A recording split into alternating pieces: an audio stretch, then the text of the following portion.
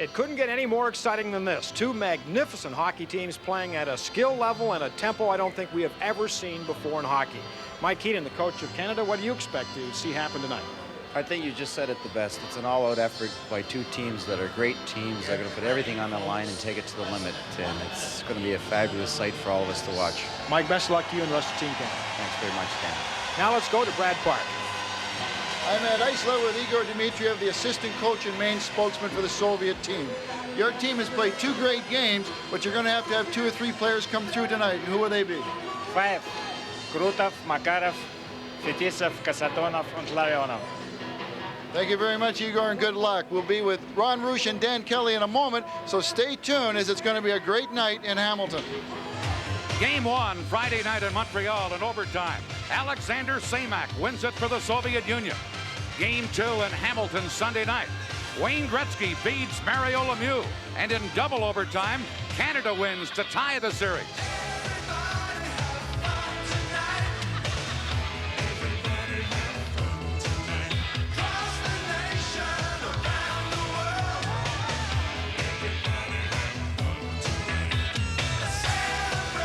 Welcome to the Cops Coliseum in Hamilton, Ontario, and the Labatt Canada Cup 1987.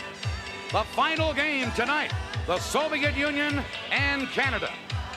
Hello again, everyone. Welcome to Hamilton. I don't know what more you can say about these two teams, except I'll say one thing. Tonight, somebody will win this game, win this series, but there will not be a loser. I have just witnessed 2 of the greatest hockey games I've ever watched, and I'm sure a lot of you have watched along with me and agree. Tonight, whoever wins will be a winner, of course, but the loser will not be a loser. They've both been winners. It's been unbelievable hockey. Ron Roosh, I don't know what they'll do to play game 3, but after game 1 and 2, expect anything. Well, expect anything. I know one thing that the 2 coaches downstairs have told me. Both clubs are just walking on air in the dressing room. Mike Keaton had to chase his hockey club off the ice during practice this morning. As for tactics, well, the Soviets have been ganging Grant Fuhr a lot, more than Fuhr has ever seen with a Soviet team. And as for Canada, they're going to have to defend on their 2-on-2s because the Soviets have been effective there. It should be another classic. Stay with us.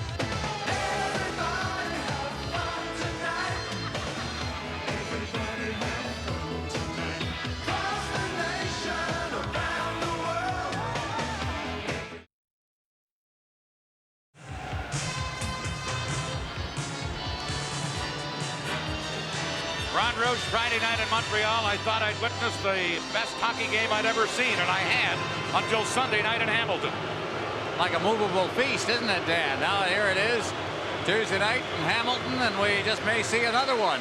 We have played 2 games in the playoff round, 1 game in the primary or preliminary round. The whole situation is 1 tie hockey game, 2 others that were tied and ended up in overtime. So who can say who's the best team out there? The intensity, the speed, the emotion. I've never seen hockey played with the skill level throwing those 3 ingredients into. You know, you tend to get lost in the fact that they're so evenly balanced. Listen to the crowd as Team Canada hits the ice here at Cops Coliseum in Hamilton.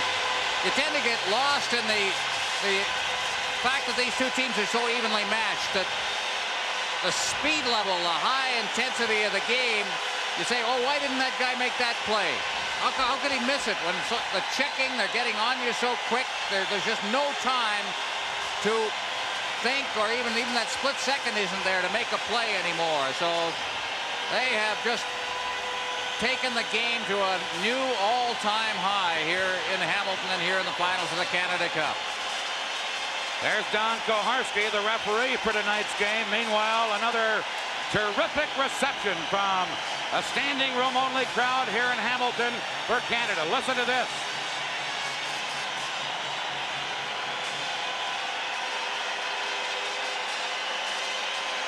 Now, Mike Keenan said it was a big, big factor in the game the other night. The standing ovation to start the game paved the way to the best period of hockey that Team Canada has played. The opening period the other night. And then in the second overtime, he says the crowd and everything else just rejuvenated the team. The coach of the Soviet Union, Viktor Tikhonov. Now to the opening ceremonies. As Labatt Breweries and Hockey Canada proudly present this 1987 Labatt Canada Cup. Bonsoir, mesdames, messieurs. Bienvenue au Cops Coliseum. C'est avec fierté que la brasserie Labatt et Hockey Canada vous présente la Coupe Canada Labatt 1987. Tonight's game is the third and last of the finals between Team Soviet Union and Team Canada. Le match de ce soir, le troisième et dernier opposant l'équipe de l'Union soviétique et l'équipe Canada.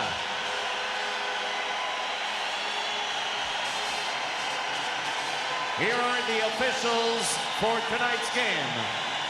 Voici les officiels pour le match de ce soir. Your referee, l'arbitre, from Canada, Mr. Don Koharski. Les juges de ligne, the linesman, from the Soviet Union, de l'Union soviétique, Monsieur Mikhail Galinovsky.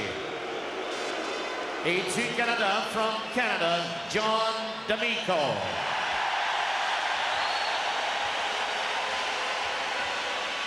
Here is their starting lineups for Team Soviet Union.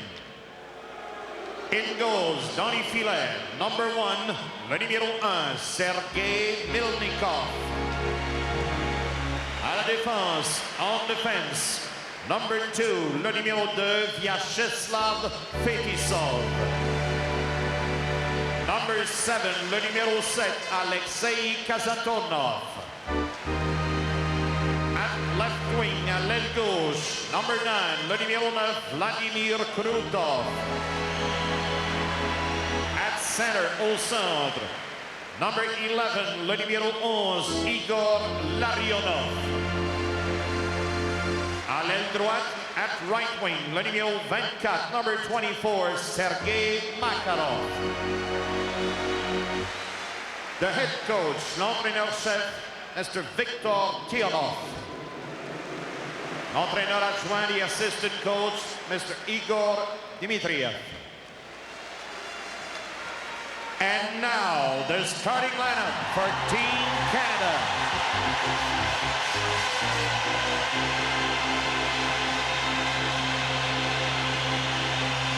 In goals, dans les filets, number 31, numéro 31, Grant Fuhr. En défense, à la défense, number 2, numéro 2, Doug Crossman. Number 77, numéro 77, Paul Coffey. At right wing, à l'aile droite, number 11, numéro 11, Marc Messier. At left wing, à l'aile gauche, number 66, numéro 66, Mario Lemieux. And at center, au centre, number 99, Wayne Gretzky.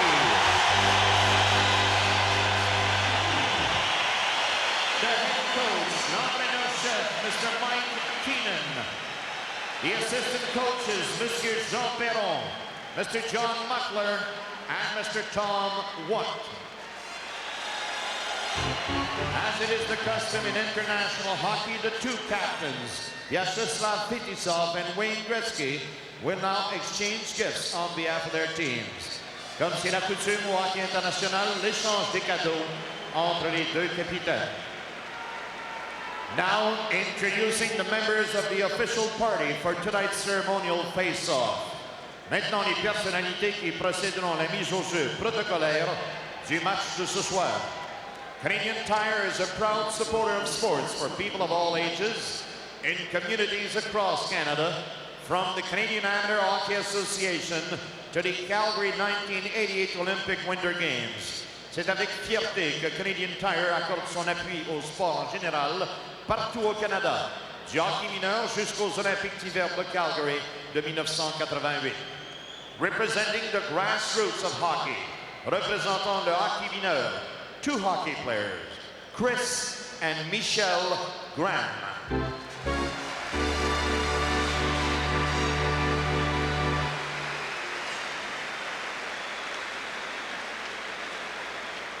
Representing the Olympic world, représentant le monde de l'Olympisme, from the Canadian Alpine Ski Team, Miss Lisa Savijarvi.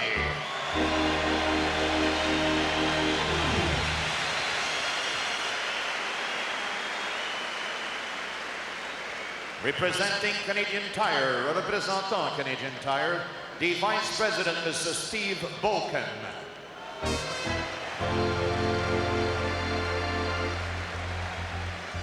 Representing the sponsor of the Labatt's Canada Cup, Mr. Rick Torp, Director Provincial Sales, Labatt's Ontario Limited. Would the captains come to center ice, please, for the face-off?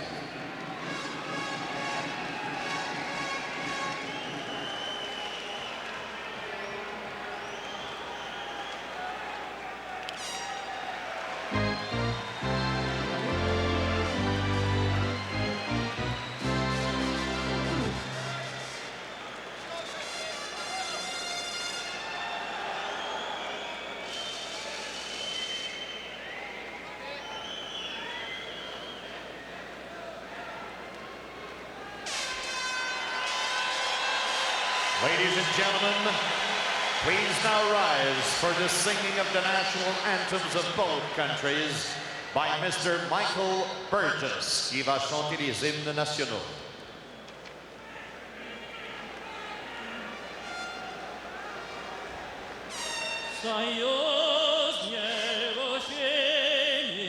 Republik swobodnik splotila na wieki wielka jarość, da zdrowstwo jest zgodni wolej narodów, jedyni mogąci Sowiecki Союз.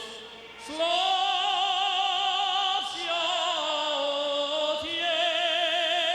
Отечество наше свободное, дружбы народа надежней оплот.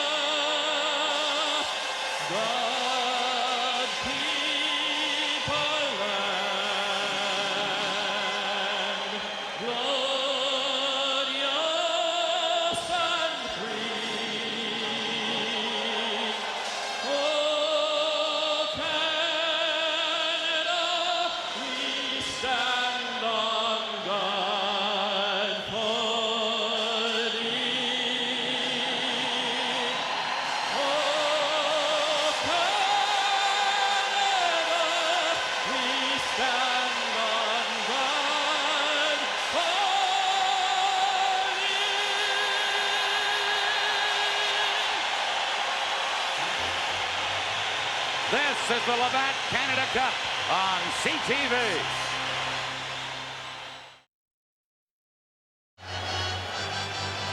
The winner tonight wins the 1987 edition of the Canada Cup.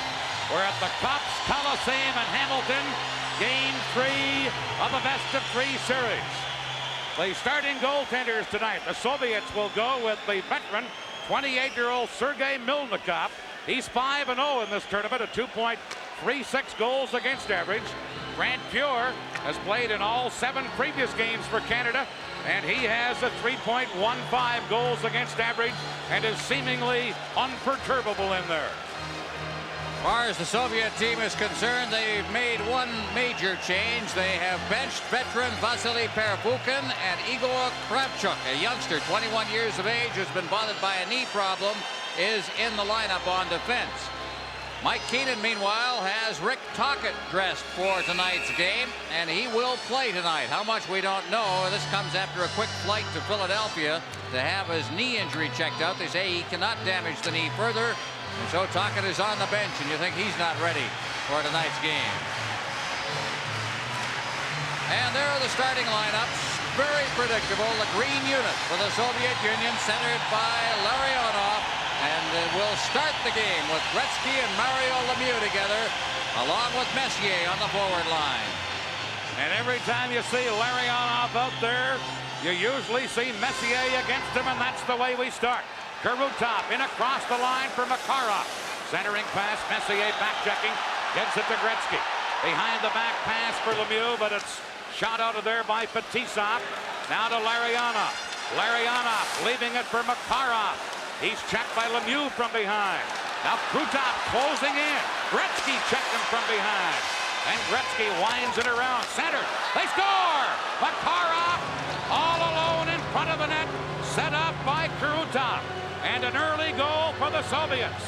Doug Crossman at the side of the net let the puck come to him rather than going after the puck, and found himself beaten to it. Gretzky clearing it around the net. Crossman is number 2 as Gretzky is decked. Crossman, well, the puck's already in the net, but Crossman had been beaten to the puck. Here's a better view of it.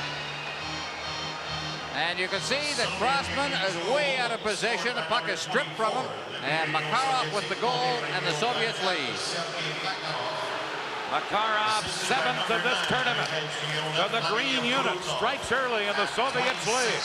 Here's Gretzky shooting it into center ice. Kropp couldn't knock it down. And going back for the Soviets, Kumatov, he leaves it there, and here's the new man in the lineup tonight, Igor Kravchuk, clearing it into center ice. Canada's Mario Lemieux dropping it back to Doug Crossman, number 2, who fires it out of there. Kravchuk, number 29, just 21 years of age, as a matter of fact, turned 21 today, cleared it in. Canada trying to get it out of there. Soviets hold it in. Here's a drive just wide by Kumatov. And Canada then clear it out of there. Fedotov, number 14, back for the Soviets. Into center to Kremyansky, number 13. Sidestep to check. Back comes Howardchuk, flipping it in. And Fedotov is there to clear it away. Bork tried to hold it in, couldn't. Soviets break out of there. In on the left side, Lomacka, number 23, centered it, but it comes all the way back into center ice. Here's Gusarov, number 3, flipping it. Bork knocks it down. Bork to Howardchuk. Dropping it back to Larry Murphy, number 8. Murphy slides it in. And the Soviets, Gusarov, checked by Howardchuk. Howardchuk trying to get it to Tocchet, but he was upended on the play. And the Soviets fire it out of there with Remo Bork of the Boston Bruins back to get it for Canada. To Dale Howardchuk, leaving it for Sutter, back to Howardchuk. Scooped in, and Milnikov caught it and held it, and we'll get a face-off. This is the Labatt Canada Cup on CTV. Took only 26 seconds. Sergei Makarov from Kurutov, who is the one who stripped the puck from Doug Crossman behind the net and fed it quickly in front. 26 seconds. Soviets leading 1-0. Now Canada with a line of Doug Gilmour, Mario Lemieux, and Brent Sutter. Then Chinoff and Gilmour on the faceoff. Gilmour gets it to Brent Sutter. Centered to Lemieux to Gilmour. Shoots, and Milnikov went to his knees to Rob Gilmour. Canada's best chance thus far. Soviets take possession and fire it out of there. Himalev into center ice, trying to get it ahead for Priyakin. Fiora way out of the net to clear it, and he cleared it up over the glass and into the crowd, and then some bumping on the boards by Humalap and Sutter after the whistle. Well, Brent Sutter raising a little hob with Don Koharski. 2 Stanley Cup winners for Sutter. He won't feel the pressure at all in a game of this moment. Of course, also part of the Canada Cup in 1984 and a big star for Canada in the '84 Canada Cup. Just 25 years of age, 7 seasons already in the NHL. Part of a very big family. He has a few brothers across North America watching this one tonight. Let's see, there'd be Dwayne and Daryl in Chicago, Brian in St. Louis. Who am I missing? Rich, Ron, plus Mom and Dad and the rest of the Sutters from Viking, Alberta. Puck is cleared on the ice. Here's Doug Gilmour chipping it in. Lemieux went in after it, and Chinoff tied him up, and now Fetisov loses it. Rochefort couldn't get it, and Kasatonov feeds it into center ice for Himalev. Himalev dropped pass back, and Chinoff couldn't control it. Now Priyakin can't center it. Priyakin still after it. Gets it to number 8, Himalev. Back on the point. Shot by Nemchinov is blocked, and Canada come to center. Gretzky firing it in. Back to get it, Kasatonov. That's Lemieux stealing it, but Nemchinov was there to bat it away. And the Soviets take over, and Fetisov cleared it into center ice. This is Doug Crossman back near his own blue line to Coffey. Back to Crossman. Crossman flips it near the line. Shot right back out by Kravchuk, the newcomer in the Soviet lineup tonight, and that's icing against the Soviets. This is the Labatt Canada Cup on CTV.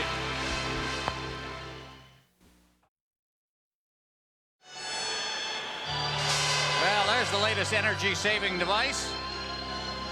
He applauded so loudly and long the other night, he brought his own applauder tonight. 1-0, the Soviets leading.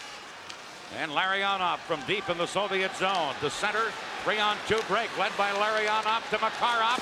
Shoots. Fiora the save. And he bats that rebound away with his big goal stick. Back comes Canada. Glenn Anderson, number 9. Anderson trying to drop it back. Stelnov intercepts. Right back he comes the other way to Karutov. And it's Crossman clearing it. Makarov held it in. Now he's slammed into the boards by Messier, and Crossman feeds it over, and Rochefort shot it to center. Back is Stelnov. Off the boards to Larionov. Back to Stelnov. Fired it out. Gartner tried to knock it down. Here's Krutov to Larionov. He's checked in back the other way. Comes Howardchuk. Cutting right in. Wide by about a foot. Big burst of speed by Howardchuk. And Gusarov has it for the Soviets. He tried to clear it. Bork held it in. Shot. Deflected and just wide. And Karutov slaps it down the ice to relieve the pressure. That's icing against the Soviets. Well, Howardchuk with a very, very big chance. And you notice the march he got on the defenseman. You underrate Howardchuk's speed a little bit sometimes. But this time he really got loose, and he just beat the defenseman to the net and then just shot it a bit wide.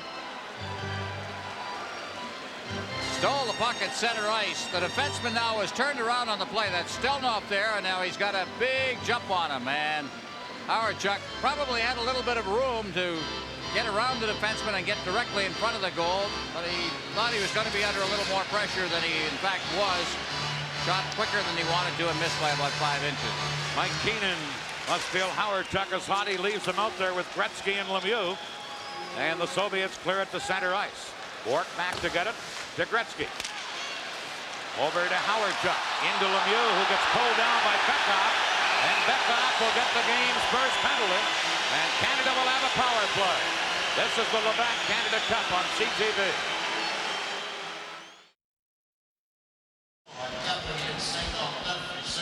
Bekhoff is off for interference at 4:59. When you take a scoring chance away, it has to be called. And there you see it right at the bottom of your screen. Mario Lemieux would have been free. Good chance unfolding for Canada. Bekhoff just hauled his man down. The penalty had to be called. Here's Coffey to Gretzky. Canada with the man advantage. Back to Coffey. Over onto the other point. Bork centered. It was too hard for Gretzky to knock down. And now the puck comes back into Canada zone with Coffey back to gut it. To Mark Messier. Leaving it there, and here is Bork to Coffey to Lemieux. Mario Lemieux trying to get it to Bork. Comes to Gretzky. Gretzky in the slot. Centered. Oh, and Messier just failed to tip it in. Now behind the net to Lemieux. Mario Lemieux, number 66 to Gretzky. Back to Coffey. Into Lemieux, but intercepted by Kasatonov. And the Soviets, shorthanded, come to center ice. Kasatonov doing a good job. Cleared it in, and Bork is back to get it. 1:08 left in the Soviets' penalty. Bork to Coffey. Soviets have scored a shorthanded goal in each of the 3 games against Canada, so keep that in mind. They shoot it in. Fetisov back to get it, firing it out of there. And Bork will have to chase back. 50 seconds left in the penalty.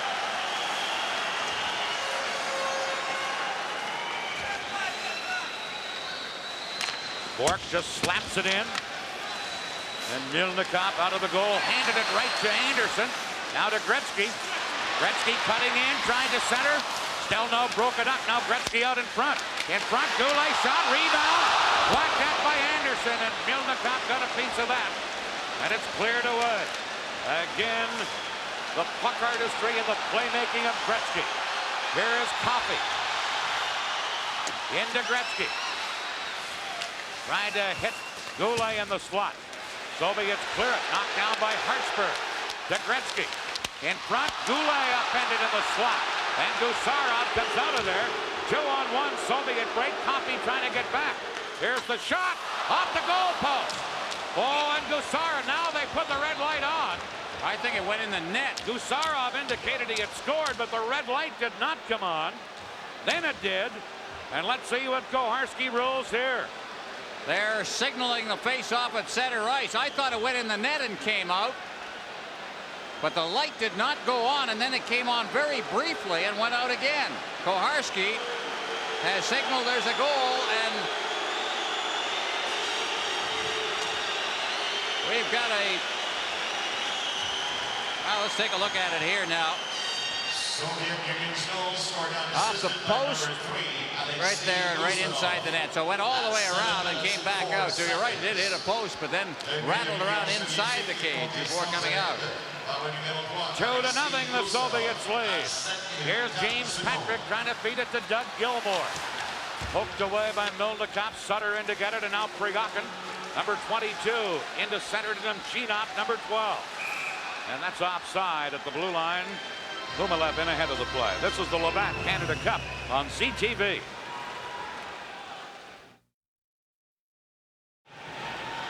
This program is protected by copyright. Any use of this telecast without permission is prohibited. 2-0, the Soviets lead that last scoring play.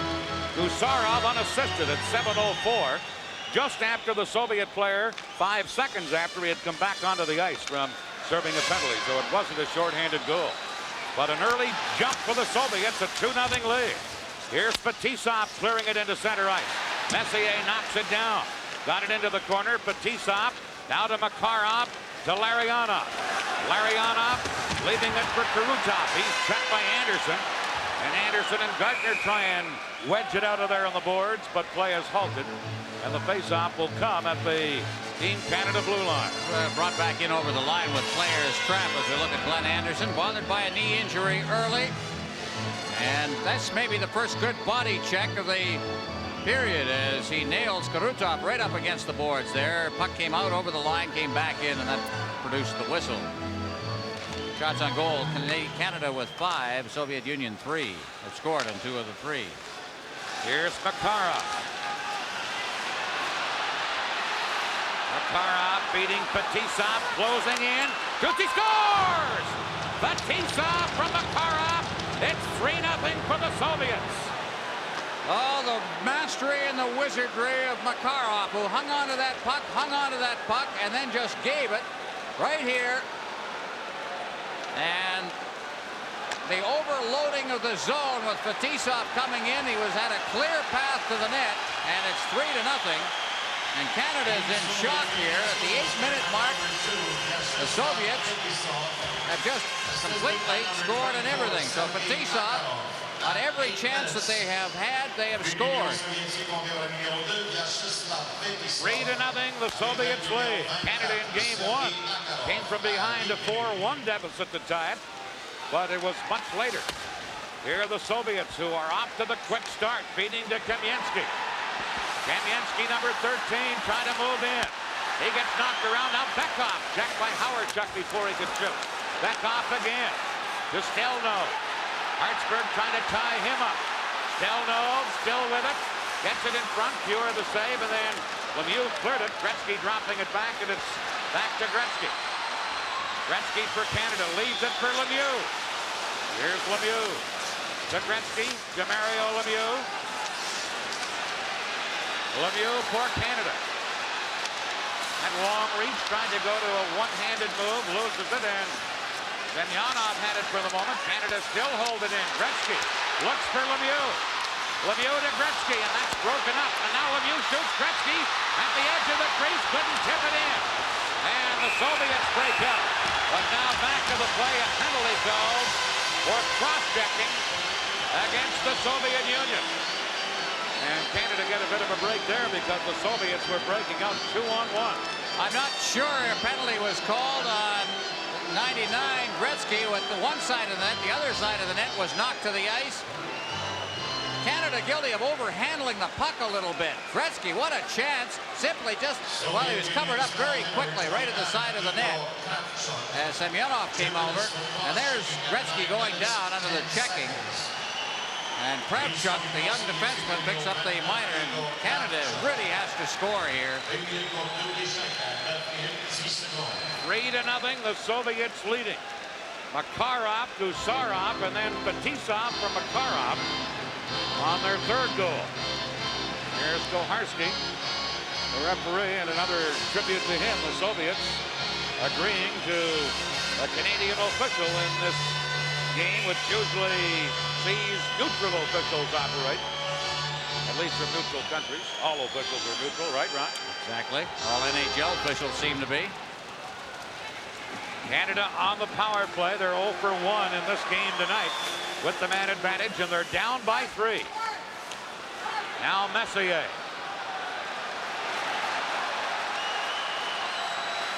Over to Murphy. Murphy moving in, and Canada goes offside at the Soviet blue line. Mark Messier on the far side getting in a little too quickly. The penalty to Kravchuk at 9-10 for cross-checking. Look at Mark Messier. What a first period he had the other night. Set the tone of the game with his hitting, speed.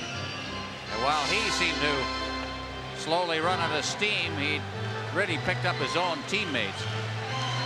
See him on the bench. He's a clear leader, not only the Edmonton Oilers, but Team Canada as well. Canada with the man advantage. Bourque and Murphy the point men, with Anderson, Goulet, and Tocchet up front. Puck dumped in by Bourque. Now Anderson digs in against Fetisov. Makarov there to clear it. Knocked down by Canada. Here's Murphy. Shoots, Bielnik off the same rebound. Tocchet scores! Rick Tocchet!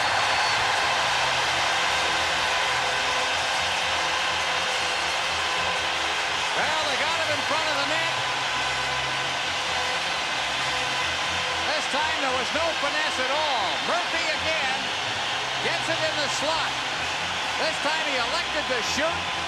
It got behind Moldikov, and Tocchet, trailing on the play, picked up the loose puck. I thought that Team Canada was guilty of overhandling the puck a lot. Just get the shot, go in and look for rebounds. That's the way you play the game over here.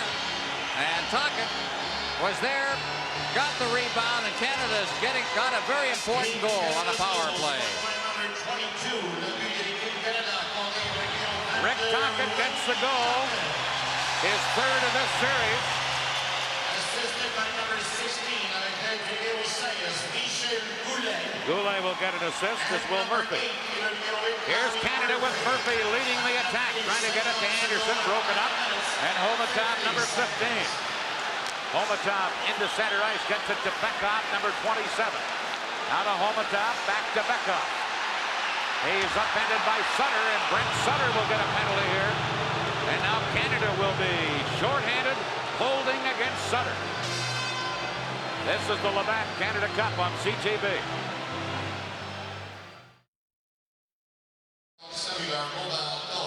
Sutter goes off for holding just seconds after Canada had gotten on the board. That's Bekoff, number 27, and he just got the clutch put on him by Sutter. Not an opportune penalty. Canada trying to get some momentum going. Trailing 3-1 in the game. Canada's really got the edge in terms of offense. They just haven't been able to get Molnikov. 10-5 shots on goal right now for Team Canada. But 3-1 for the Soviets. Canada able to clear it out of there. Fedotov back to get it into his own zone. Now dropping it back to Fedotov again as Kamensky gave it to him. Return to Kamensky, number 13. To Bekoff, number 27. To Homatov, number 15. Now to Fedotov, and his pass across to Gusarov. Tipped away by Messier. Gusarov over to Bekoff. Drops it. Homatov checked in. Here's Gilmore for Canada. Gardner shoots right on. Glove save Milnikov as Gilmore put Gardner in on the right side. Back comes Bekoff to Homatov. Homatov around Rochefort moving in. Gilmore trying to tie him up. Now to Fetisov at the point. Back on the boards. Soviets with the power play. Behind the net. Put right through the crease, and Kasatonov missed it at the edge of the crease, and now Homatov down on the ice and shaken up, and that's why play has been halted. Rather desperate situation for Team Canada as Gardner had been playing that whole sequence without his stick. His stick lying broken down on the ice. Homotov went down to the side of the net with that little shot, which was something more than just a little shot. Trying to get in front of the net. They're prepared to pay the price a little bit. Oh, Homotov goes to the bench. 7-season veteran. And his third Canada Cup. Like Bekoff, very small and shifty, but quite a hockey player. They call him the Soviet rat, huh? I know the we never told him. I know the hit was a little illegal, but the fall was rather dramatic too, as well. Well, you see, Bill Barber played. They learned a few things. 3-1, Soviets leading. 57 seconds left in Canada's penalty. Kasatonov back to get it. To Kurutov. Into Larionov, and that play is offside at the Soviet blue line. Good check at the line. Kurutov took a good shot. This is a good, clean hit. This is what hockey's about. Boom. Two tough guys, because Kurutov, he'll take those checks and come right back at you, but so will Messier. Train number 11. He is strong. The guy was on his way back to his feet. The whistle went on the offside. Still 44 seconds left in Canada's penalty to Sutter. Messier out there against Larionov on this faceoff. And those two fellas have got to know each other very well during this 1987 Canada Cup. And Larionov just gets to know Messier a little bit better as he gives him a jab from the faceoff. Bork trying to clear it, but Fetisov held it in. Got blocked by Bork to Anderson. Anderson tied up by Fetisov. Now knocked away from Anderson. And Canada having to drop back with Larry Murphy. Murphy loses to Makarov, but as soon as Makarov touched the puck, it was called on a delayed offside. Very smart play by Murphy. He knew he had the free pass on the delayed whistle, so he circled back inside his own zone. Moment the Soviet touched the puck, the whistle was going to go anyway, so he killed off some precious seconds, and the power play situation for the Soviet now is down to 21 seconds. Now Murphy, knowing there's a delayed whistle here, circles back. Killed off 4, 5, 6 seconds, maybe the difference. Finally, Makarov moved in and checked him. 21 seconds left in the penalty. Hartsburg for Canada. Clears it away. Gilmore and Gartner are up front with Rochefort and Hartsburg on defense. Here's Gartner trying to center. Intercepted by Stelnov. Now to Samak, number 18. Samak shot off of Hartsburg. Rochefort beats Semyonov to it, clearing it. There's Kropchuk pinching in to Semyonov. Now Lomakin back of the net with Semak. Semak trying to center to Lomakin. Back to Stelno. Shooting, that's just wide. Bounced in front, and Gilmore couldn't get it out of there. Semyonov held it in. Lomakin has it, but now Brent Sutter out of the penalty box. Canada back at full strength. And here's Sutter trying to break away. Sutter gets knocked down. Gretzky follows up. Cleared it in. Stelno. Bumped by Gretzky. Stelno flipping it. And into center ice. Semak loses, and here's Howardchuk trying to get it to Lemieux.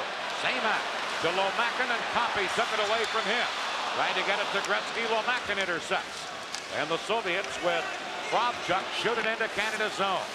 Pure clears it out. Here's Lemieux. Into Howardchuk. Gusarov back to get it.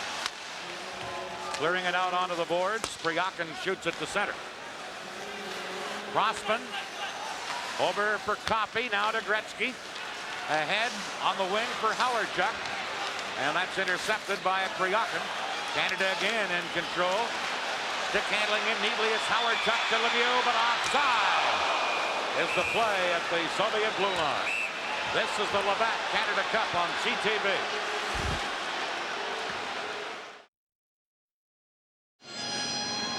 The fans are up for it here in Hamilton, Ontario.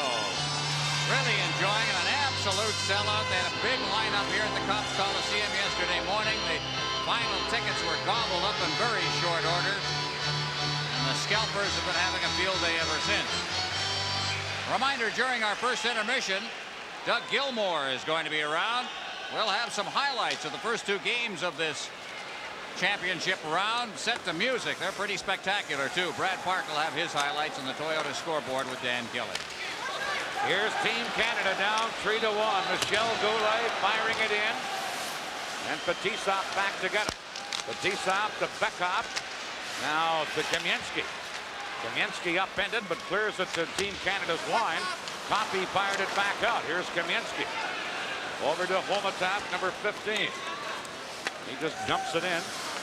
Murphy back for Canada. Murphy missing Coffey with a pass. Here's Bekov to Homatov. Homatov flips it in. Now Pure giving it to Gretzky. Winding it around under the boards. Fetisov pinching in. Fetisov centered, loose in front. Canada come up with it, and here's Lemieux to Gretzky. Gretzky with Lemieux. Upended on the play as Gretzky, and Bekov has it. Now Prop holding it in. Kasatonov back to get it. Right in front of his own goal to Fetisov. And the Soviet veteran defenseman Fetisov to Makarov to Bekov. Back to Makarov, right in. Pure came out and made a big save. As Makarov was right in at the doorstep. Now a pass to Tocchet, misses him. Kasatonov back to get it. Almost stolen by Canada on the play as Prop got his stick on it. Now here's Bork from center ice firing it in. Back to Stelno. Into Portek is Tocchet. Rick Tocchet. Gets some help from Brent Sutter out in front. They score! Brian Prop tips it in. I think it may have gone off his skate. It was fired across the goal mouth. Well, it was a bad start for Canada, but they're back in it. Prop is on the goal side at this side of the net.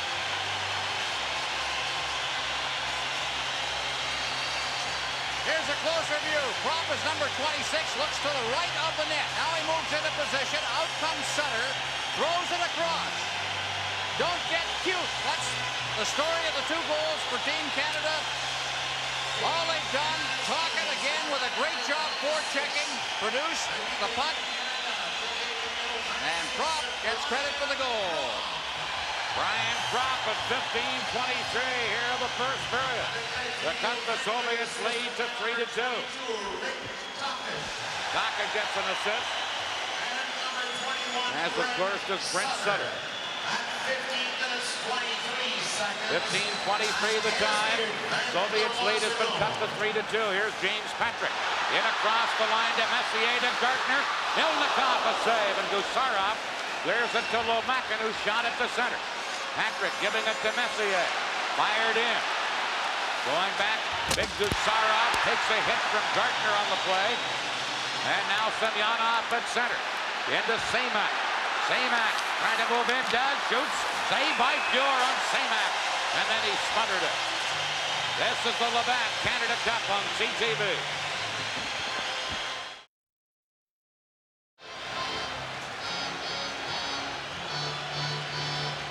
Mike Gartner on a delayed whistle laid the check of the game. Right here as he just leveled. Well, he didn't level him, but he sure came up against the boards on Gusarov, who's a pretty solid guy. Gartner, who played hurt through the first part of this tournament, a very sore wrist, which wouldn't allow him to shoot the puck to any great extent, and that is part of his game. But he told me this morning that the problem is now cured. Hasn't really been bothering him too much. It's still sore, but at least he can control his stick. There's Messier. Feelings are running high a bit. That probably followed something else. Almost off there. Imchinov on a face-off against Brent Sutter. Deep in Canada's zone. 4:07 left in the period. Fetisov at the point. Skate save by Pure, and then the rebound is just poked away. Ryakin couldn't get it in front, and here's Brent Sutter to Bourque. Now tipped by Hartsburg and fired in by Tocchet. Tocchet has scored for Canada and set up another. Here's Tocchet with a shot wide of the net. Bourque flipping it in, and he flipped it up over the boards at the Soviet bench. So some of the grinders, such as Rick Tocchet, playing hurt but coming through big for Canada. Well, I don't know who got the worst of this, but Sutter and Tocchet. I think Tocchet probably took the brunt of that check, which was originally intended for Kasatonov back there. Tocchet coming to the bench to shake it off a little bit. There's Tocchet there. Tocchet and Sutter just arriving at the bench. Boy, that Tocchet, for a guy who's supposed to have a tender knee, is really doing it. He's scored a goal. He's assisted on a goal, started the play in the corner when he dug the puck loose and got it to Sutter. It led to Prop's goal that has made it a 3-2 hockey game. Here's Gretzky, Lemieux, and Anderson now for Canada. Coffey and Murphy on defense. Soviets with their line of Bekov, Kamensky, and Homotov up front. Play just underway. Canada shooting it in. Back to get it. Here's Lemieux stealing it in front to Anderson as Lemieux beat Kravchuk to the puck. Now Anderson. Side of the net to Lemieux. And Milnikov came out and cleared it. Gretzky to Murphy. Murphy shoots up high into the crowd. The Wayne and Mario show starting to gear up. Murphy had to do that all over again. He would have wished that the puck had come to the stick flat. I think he had a bouncing, rolling puck. He had to cradle first and then tee it up. And then, of course, the defenseman was able to move over. Talking about Gretzky, or as we look at Murphy, talking about Gretzky and Lemieux, who now leave the ice. I guess you could say Gretzky loads the gun and Mario pulls the trigger. That's about it. That probably is the best way to describe it.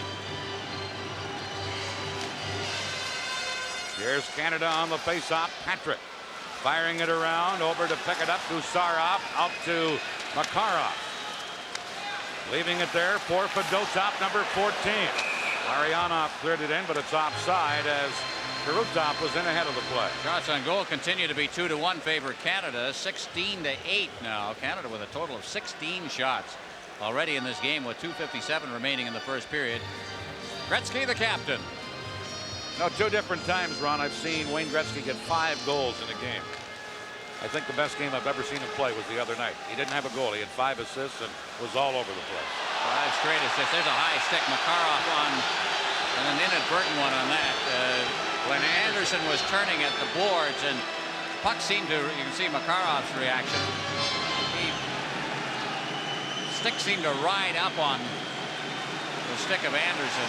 Cut him across the face. And there's going to be a high sticking call. Makarov. Good call. Now here it is. They're still responsible for your stick. And if it gets up above the shoulders, then you have to pay the price, no matter whether it's accidental or not. Well, Canada goes on the power play.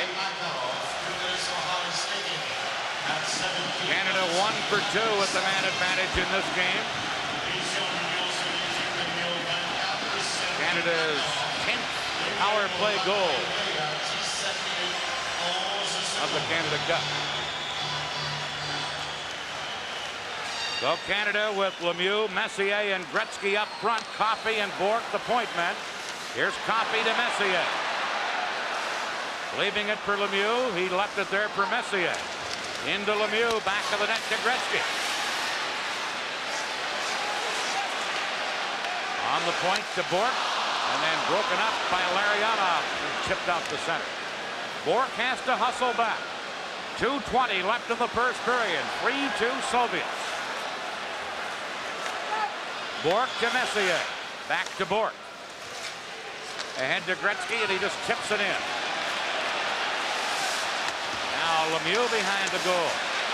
Krutov couldn't get it. Lemieux back to Bourque. Around to the other side to Gretzky. Trying to tip it to Messier. And the Soviets get it. Coffey held it in. His shot wide. Here's Lemieux. To Bourque, to Coffey. Over to Gretzky. Back to Coffey. Other side to Bourque. Shot blocked by Bekov. Bourque with 49 seconds left in the penalty to Coffey. Stick save, Milnikov. Gretzky to Coffey. Over to Lemieux. Couldn't handle a pass to Messier, who lets it go to Gretzky. On the point to Bourque. Over to Coffey. Now to Bourque with 30 seconds left in the penalty. Back to Coffey. Over to Gretzky. Soviets playing that box, side of the net to Messier. Back to Gretzky. Now to Coffey. Shooting. Milnikov save. And Mario Lemieux couldn't get the rebound. Now he does. To Messier.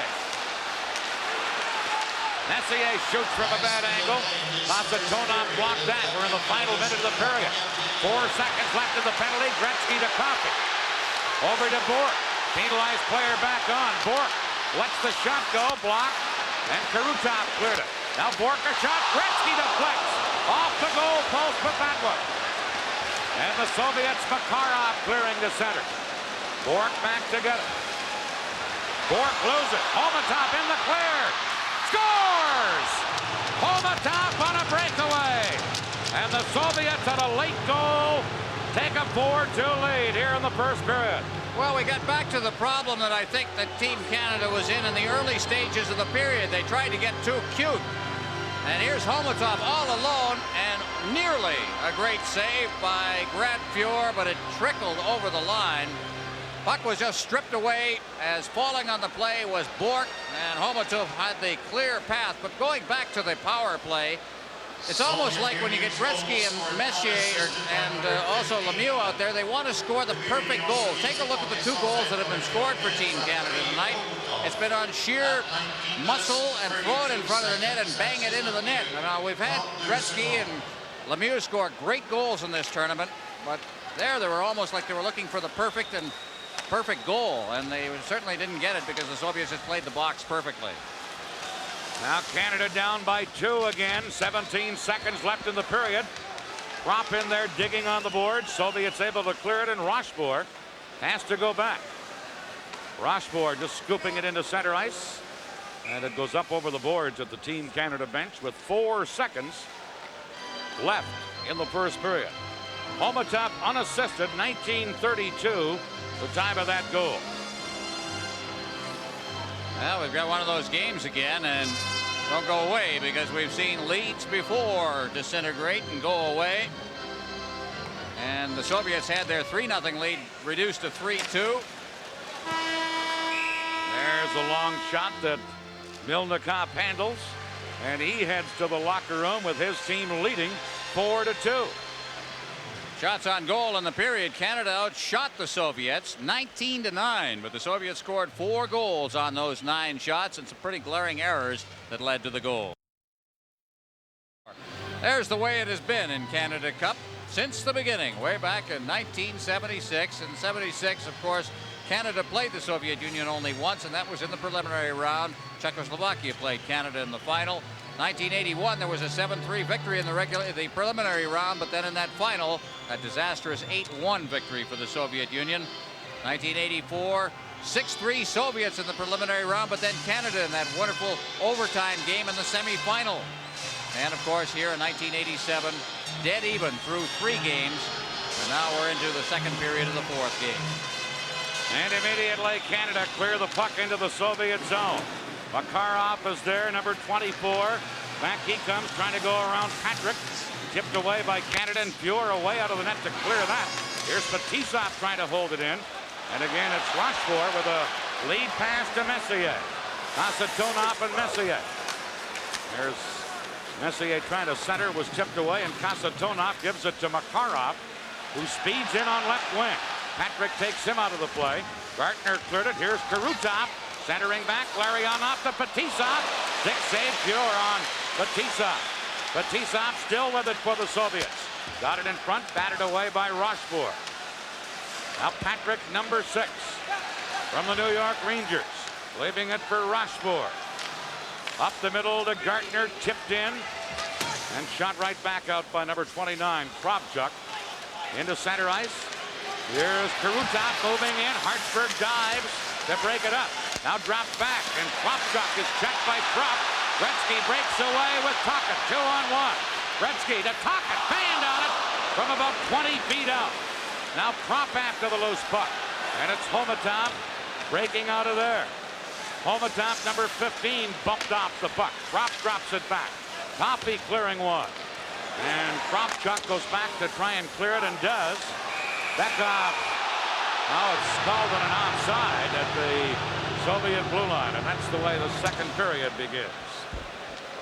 There's Paul Coffey, been very strong throughout this tournament. Again, his speed is so much a part of his game. The 2-time Norris Trophy winner. Quite often he is paired with fellows who have controlled the Norris Trophy the last 3 years. Of course, Ray Bourque won it in 1987.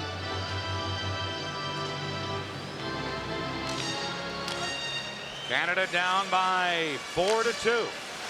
Coffey leaving it for Greg Hartsburg. Lifted to center. Prop is checked. Now Coffey picks it up. Canada playing catch up. Coffey to Gretzky, knocked away from him, and here's Semak feeding one to Bekov. Moves in, shoots. Fuhr just got his glove on it. Rebound. Bekov a shot. Fuhr stops that and cleared it away. And Tocchet feeds Gretzky. That's knocked away. Kamensky now for the Soviets, firing it back in.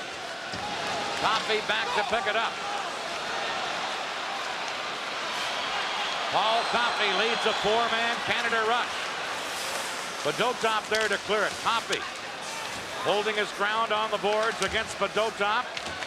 Gretzky comes in to try and pry it loose, and finally it's held for a faceoff. This is the Labatt Canada Cup on CTV.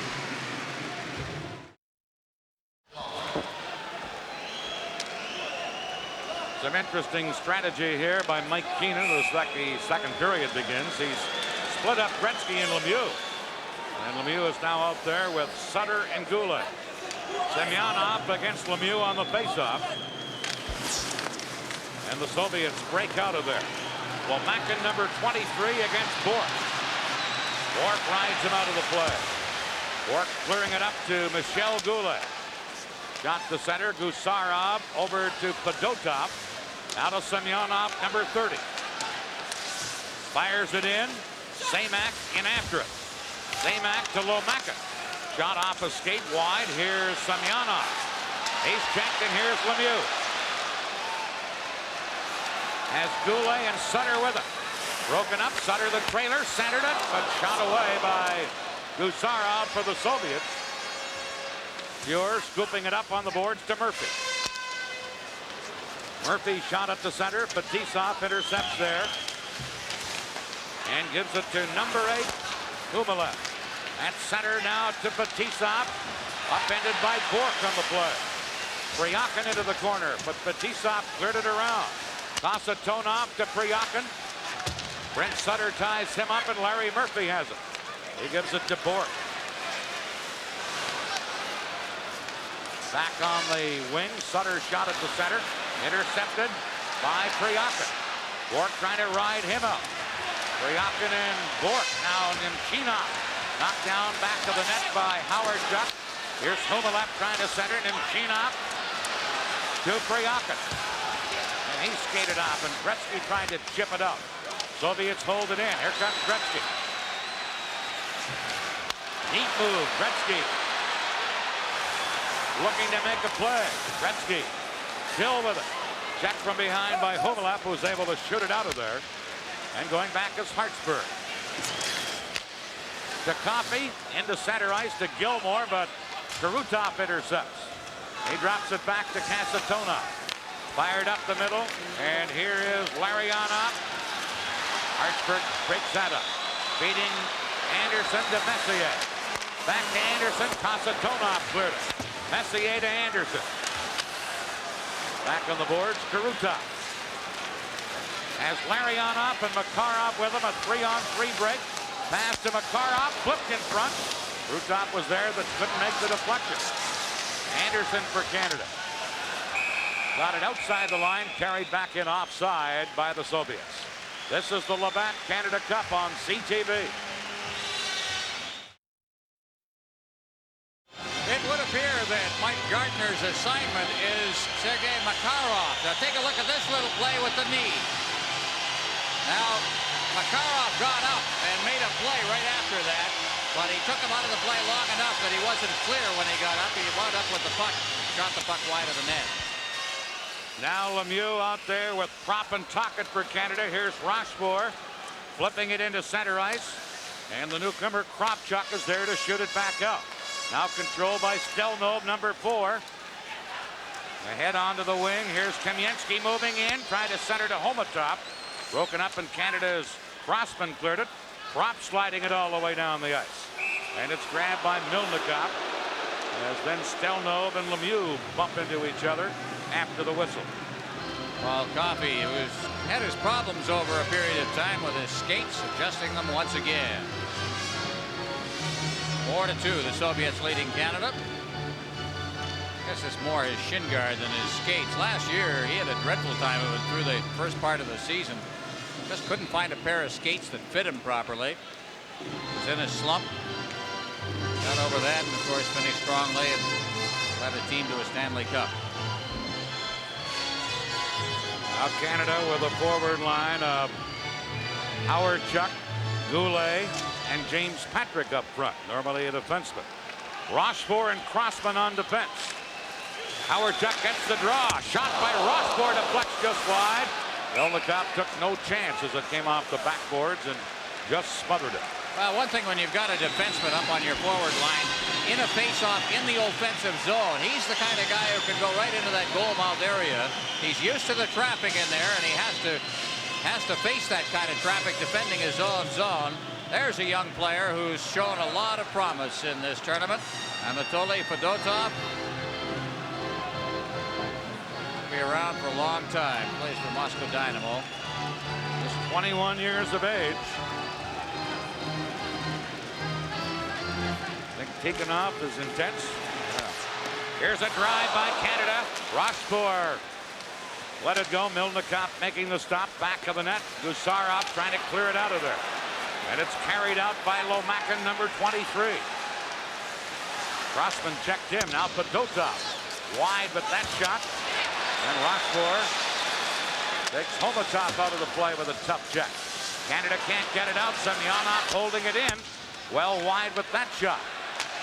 Now cleared in by Fedotov, and Rochefort has it for Canada. Rochefort up the middle to Howard Chuck. He's upended, and he's hurt as Gusarov caught him right at center ice. And Howard Chuck is shaken up. And now Gusarov goes down. I didn't see what happened to him. This is the Labatt Canada Cup on CTV.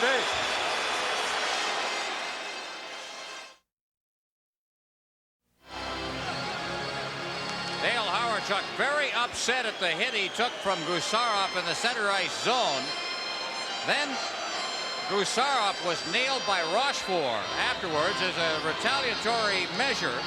Koharski didn't see that. He was looking at the original incident, and this is why Fetisov is arguing watch to the left of your screen here, you'll see in the center ice zone, our chuck is kneed perhaps by Gusarov.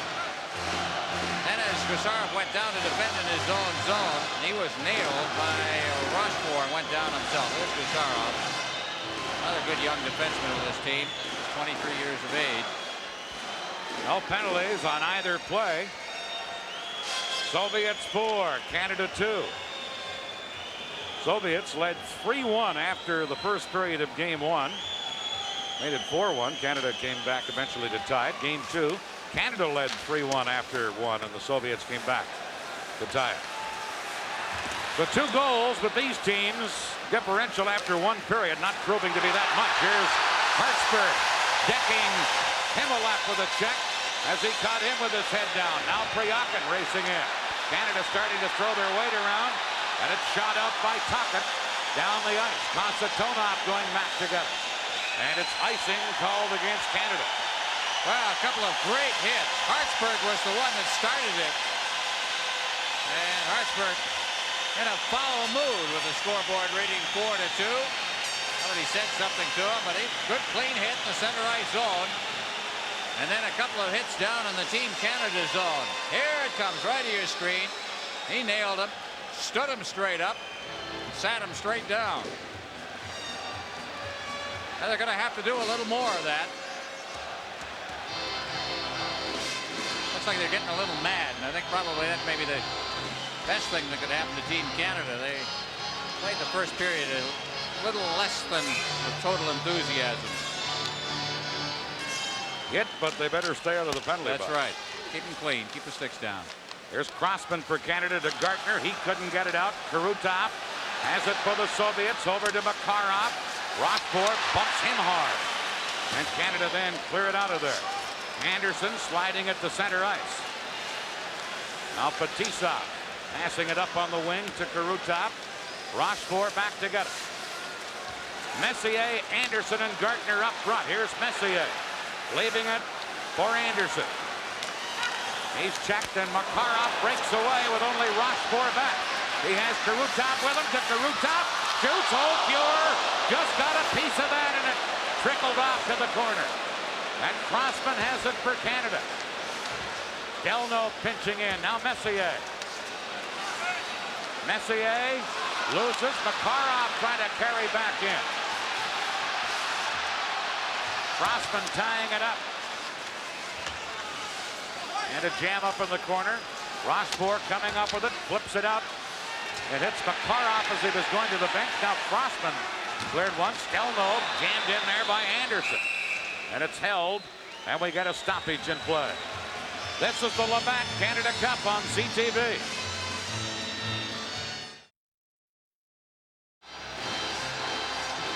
On the right there is Larionov. On the left was Karutov, but it's Makarov who paved the way for this play.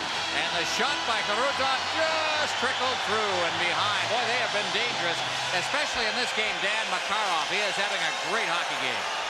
When they get a scoring chance, it's a dandy. They seem to be wide open. And that's why the shots on goal don't mean very much. It's the chances they're getting. Beckhoff flipping it in. Pure there to clear it. Lemieux couldn't get it. Stelno held it in. Wark blocked his shot. Flips it up the middle. And it's shot back in by the Soviets. Now Lemieux and Gretzky are out on the forward line back together with Krop, the other member of that trio. Here comes Murphy into Lemieux. Lemieux cutting in. Lemieux trying to center, does to Bourque. Bourque got it in front. Gretzky in front. And Lemieux was upended. And there'll be a penalty to Beckhoff as he tripped Lemieux at the side of the net. And a Canada power play coming right up. Beckhoff to the penalty box. This is the Labatt Canada Cup on CTV.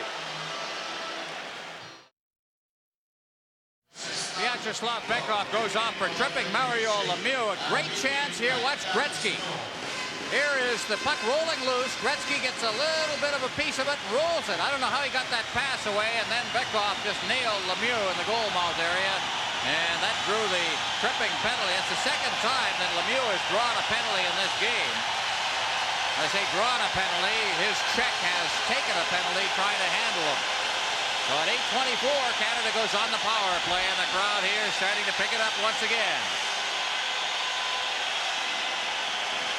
Gretzky up front with Lemieux and Tocchet. Murphy and Bourque will be the point men. Canada 1 for 3 on the power play tonight. Trailing 4-2, but with a chance here. And now Gretzky wanted to talk to someone, I believe. Something he's about showing the ice, the linesman that something's on the ice. And now he's going to go over and discuss things while the linesmen are busy with Mike Keenan. One thing you can do is just kind of... here are the scoring leaders up to date in the tournament. Gretzky 3 points ahead of Lemieux. Makarov having a big night tonight is close to within a point of Lemieux. And Karutov with 14 points now. Nicely balanced, 7 goals and 7 assists. Here's Messier to, or at least Gretzky to Tocchet. Couldn't get a stick on it. Gretzky again. Tries to center. Lemieux was open but fanned on it. And the Soviets come back, led by Lomakin. 2-on-2 break. Murphy there to use the poke check. And ties up Lomakin. And Lomakin trying to freeze it. Murphy gets it loose. Larry Murphy. Fires it in. Gretzky comes in. It comes to Murphy. Back to Bourque. Into Lemieux. Soviets go into that box. They drop it to Bourque. A drive and a save by Milnikov. And he held it. Big thing about this line, the way they've got it now with Lemieux and Gretzky, they've added Tocchet to the line. And Tocchet's the man. He's the designated slot man. He's in there to cause problems for Milnikov. Good play here, and this is the difference. They're getting the shot away now with Tocchet right in front of the net. Gretzky swooping in, looking for any kind of a rebound himself. He's a very important guy in this game so far, Rick Tocchet. He's played a lot of roles, but most of them are the physical roles. And he's been very much responsible for the 2 goals that Canada has. Points on both of them. Tocchet from Scarborough, Ontario, a key member of the Philadelphia Flyers. 1:20 left in the penalty. Now Gretzky over to question the referee, Koharski, about something. Soviets, Ron, to me, tonight when they're shorthanded, are playing the box and not playing as aggressively in a shorthanded situation as they did earlier. They don't want to let them get too much of that game in close. Here's Bourque for Canada. Into Lemieux. Back to Bourque. Over onto the wing to Murphy. Centered. Tipped away by Makarov. Lemieux. Back of the net to Gretzky. In front to Murphy. Shoots. He scores!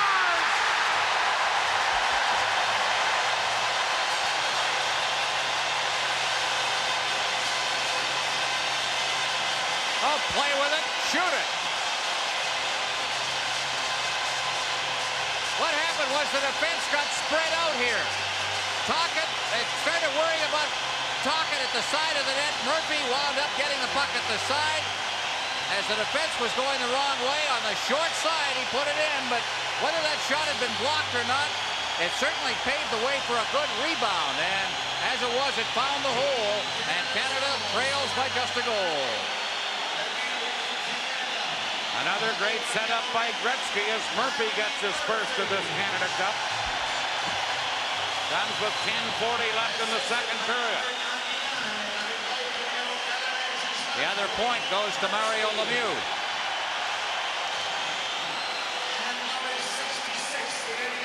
So Gretzky and Lemieux got the assist. Canada within 1 of the Soviets. Here's Priakin coming in. Coffey trying to take him out. Back to get it. Here's Tocchet. Feeds it to Gretzky. Delnov in to tie him up. And now Gretzky gets it to Coffey. Out for Tocchet, but intercepted and shot back in by the Soviets. Coffey back for Canada. Coffey being checked by Priakin, and Priakin dumps it in. And now Propp has to go back for Canada. Out on left wing to Gretzky. Over for Hartsburg, off the boards for Propp. Ryan Propp, number 26, shooting it in. Going back to get it, Kravchuk. Gretzky stole it, centered, Kamensky intercepts. Soviets come back. Number 13, Kamensky. Lets it go, and that's high off the glass. Right back the other way, Canada with Gretzky. The Coffey to Propp, has Sutter with him. Here's the shot, high, and over the glove of Milnikov. Propp behind the net, trying to get it to Sutter. Brent Sutter for Canada. Bekov comes up with it. Now to Holmatov. Holmatov got it to the line. Rochefort held it in, and Gusarov has it for the Soviets. To Holmatov, number 15. Flipped in, cleared out by Crossman. Now Fedotov trying to set up Kamensky. Back comes Crossman for Canada, trying to beat it up to Goulet. Goulet on the left wing boards. Slides it around. Into the corner goes Crossman. Now to Howardchuk. Dale Howardchuk, center to shot. They score! Brent Sutter ties this game up.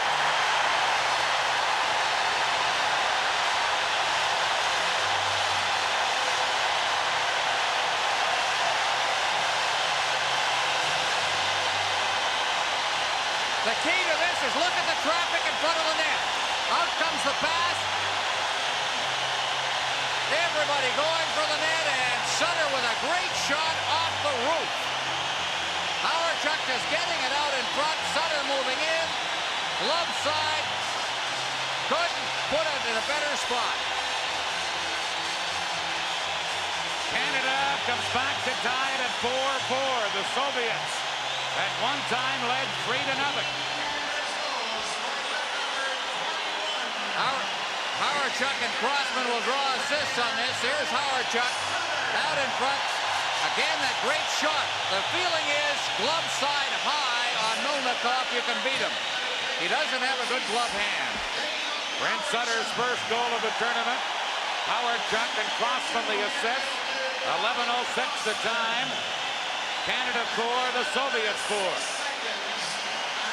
Oh, the crowd's starting to take over, too. You can hear them start to build with the Murphy goal. Now they're really going. We've got the coach up on top of the bench.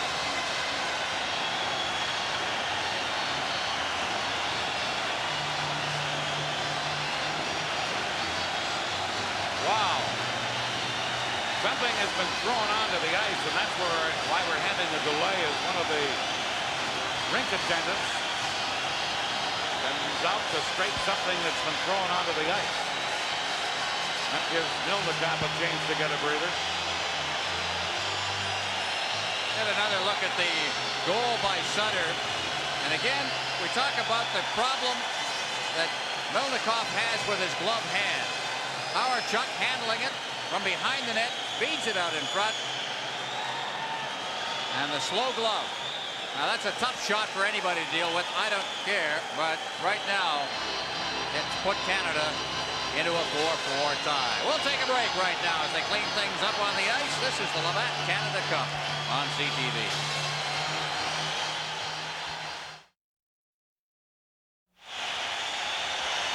Canada 4, the Soviets 4, and here we go with Bourque flipping it in for Canada.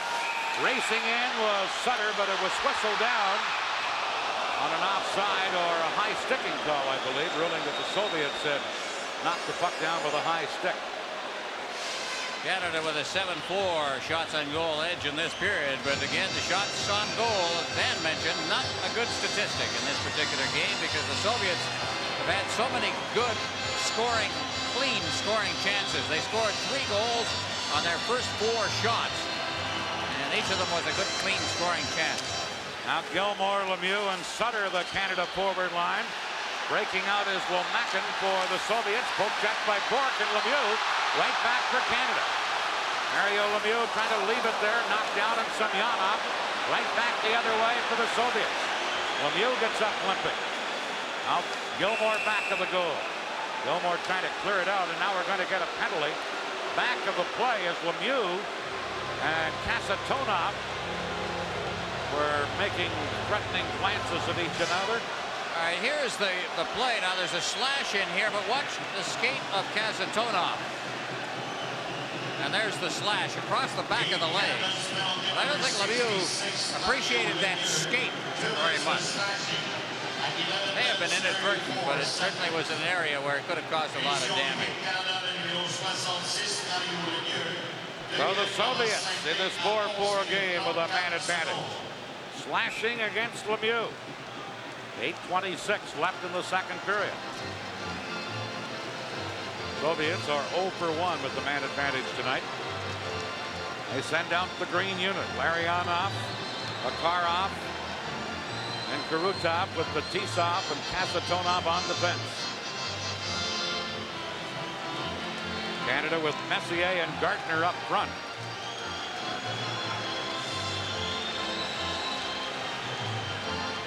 Soviets with the man advantage. Rochefort from the faceoff. Tries to clear it up. Pinching in. Fetisov to Larionov.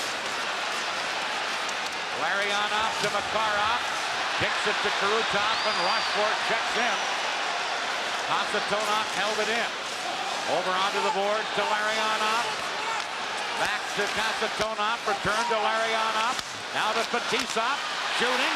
Blocked by Gartner. Fetisov to Kurutov, and Gartner breaks it up again. And then cleared at the center ice. Couple of key plays defensively by Mike Gartner. Here's Kurutov. To Fetisov. Now to Larionov. Larionov flips it in. Kurutov cuts in. Big save, pure rebound. And that's chopped away by Crossman for Canada. Larionov held it in. His shot blocked by Messier, and Rochefort shoots it away. And a minute left in the penalty, and an interference call as Gardner gets upended.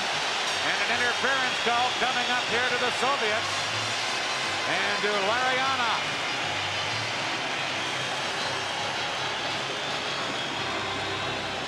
Watch the left-hand side of the screen on the replay, and you'll see Gartner, number 12 for Canada, knocked down right in the center ice zone as the puck was cleared up ice. Larionov. That means that Canada, at the end of the Lemieux penalty, will have a minute and 2 seconds, barring further penalties. They'll have a minute and 2 seconds of power play. Here's Kurutov. Every time you see these guys, you got to get up on the edge of your seat. What a save that was. And then Kasatonov moving quickly in for the rebound, but he was forced into the corner. Kurutov scored a goal in game 2 in a very similar situation. Each team a man short, copied. Anderson deflected it. Milnikov made the save and then smothers it. 53 seconds left in Lemieux's penalty, 1:56 left in Larionov's penalty for the Soviets. What a deflection there by Anderson, taking that shot from the point by Coffey, and all he did was get the heel of his stick on it and steer it right into the padding of Milnikov. Gretzky getting Coffey positioned properly. Gretzky against Bekhoff on the faceoff. Gretzky gets it into the corner. Gets help from Anderson. Now Stelnov over. And he gets help from Bekhoff, who feeds it out to Homatop, number 15. Coffey spun him around. Koharski looks the other way as he figures Homatop took a dive. And it's Hartsburg shooting it in. And he did. Back to get it, number 29, Igor Kravchuk. Out to Bekhoff. Bekhoff trying to get around Hartsburg. Bekhoff to Homatop. And Canada come back. Here's Gretzky.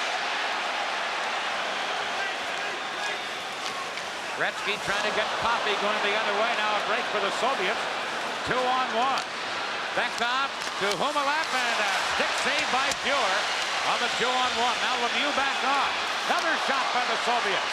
Fuhr the save, and here's Lemieux with Gretzky. 2-on-1 break. Big save, Milnikov on Gretzky. As that time it was Lemieux putting in number 99, and Milnikov slid across to make the save. Canada on a power play. 35 seconds left in the Soviets penalty. Now Semyonov firing it in. Back to get it is Bourque for Canada. Ramo Bourque flips it in. Fetisov back after it. That's pocket into Korchuk. Here's Gretzky. Centered, Lemieux in front. Couldn't get the shot off. Gretzky again. To Bourque. Over to Murphy. Into Gretzky, back to Bourque. Into Lemieux. Across to Murphy. Shooting. Blocked at the defense on a dive across by Fetisov. Oh, they moved it around again and around, and they did set up a play. But a defenseman was the one who took the shot. Fetisov making the save on Murphy. Very nicely set up. There's Rick Tocchet. Big check inside the zone started this. That's Lemieux. Across. Here's Murphy.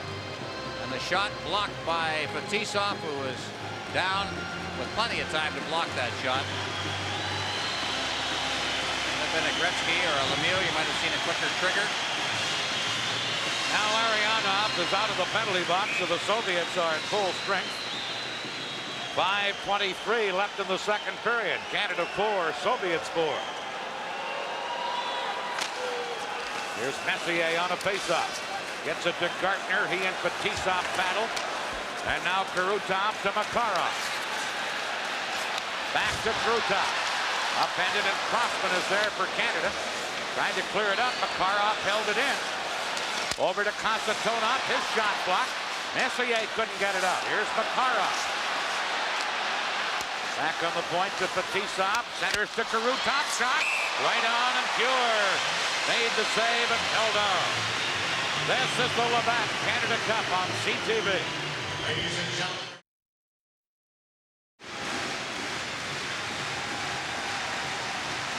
Well, we have had a few dives in this game. Here is one of them. This is the one we mentioned. Oh, yeah. Yeah. Greg Louganis. On the top was the player who Koharski just looked at him and looked the other way. I'll tell you something, both sides are doing a fair amount of that tonight.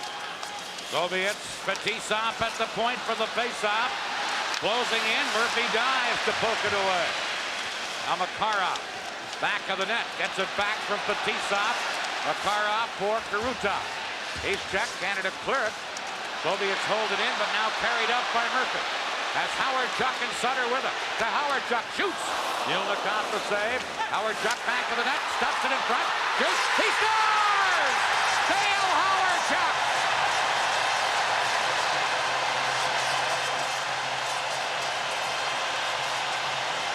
There's an old line, Dan, that says when you hit a guy, you create a turnover. Sutter behind the net was the reason for this play. Here comes the puck into the zone. The shot is going to go off the goaltender, Melnikov. Here comes Sutter. He's going to take the puck away. Creates the turnover. Howard Chuck, one chance. Comes back out to him. Second shot into the net. And Canada, for the first time, has the lead. His fourth goal of the tournament. Dale Howard Chuck. But the key again was the slugging along the board. It's almost like we're watching that big Soviet game in 1984. The sluggers are doing the job at the key time. Tocchet, Sutter. Take a look at the names that are cropping up on the score sheet here tonight. Look at the turnover. Here it comes. There's the big check. And the puck is turned over.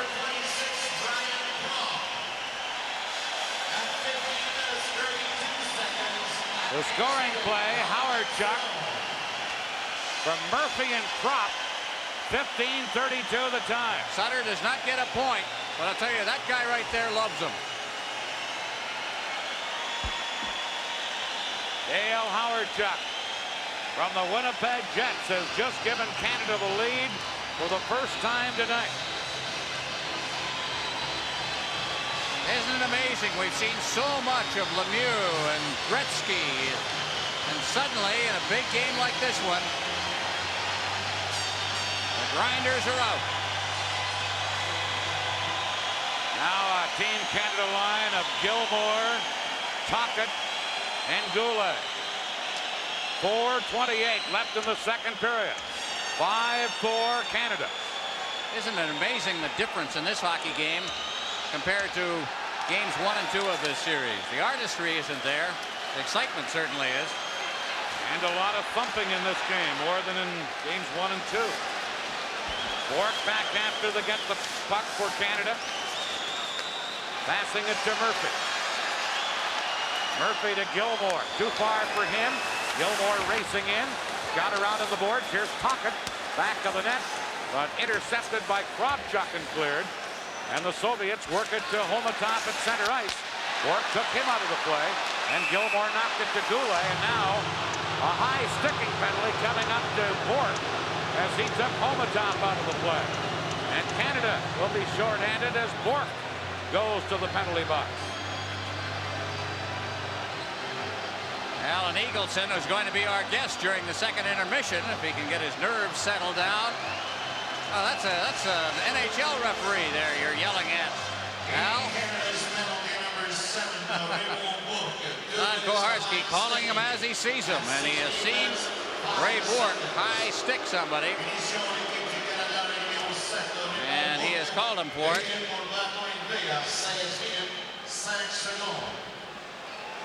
I wouldn't change a thing the way Team Canada is playing right now. They're getting the odd penalty, but they're also playing the type of hockey when things have gone sour in the overall playmaking of Gretzky and Lemieux is going to win for them. Soviets on a power play with a forward line of Semyonov, Lomakin, and Semak. White men will be Gusarov and Fedotov. Canada with Gilmore up to win the faceoff. He and Anderson are the penalty killers with Crossman and Rochefort on defense. Gilmore broke the play up. Now Gusarov dropping it back to Fedotov. To Gusarov. Alexei Gusarov up the middle for Semyonov, number 30.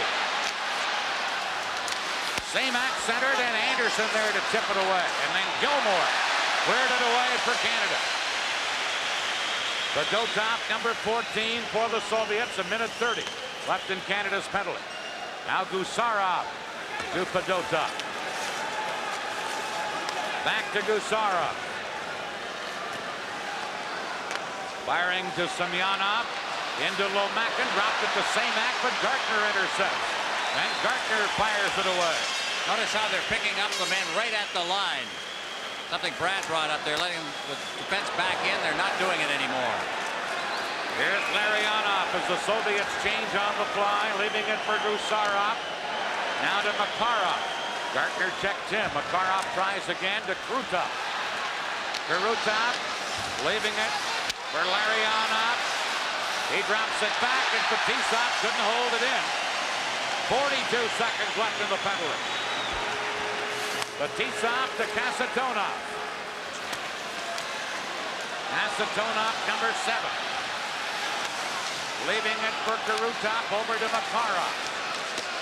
Now to Fetisov. Into Larionov. To Fetisov to Kasatonov. Moves in deeper, and Murphy took it away from him, and Murphy clears it out of there. 12 seconds left in the penalty. Excellent penalty killing here by Canada. Larionov now trying. Leaves it for Fetisov. Fetisov flipping it in. Crossman there to poke it away. Gretzky flips it.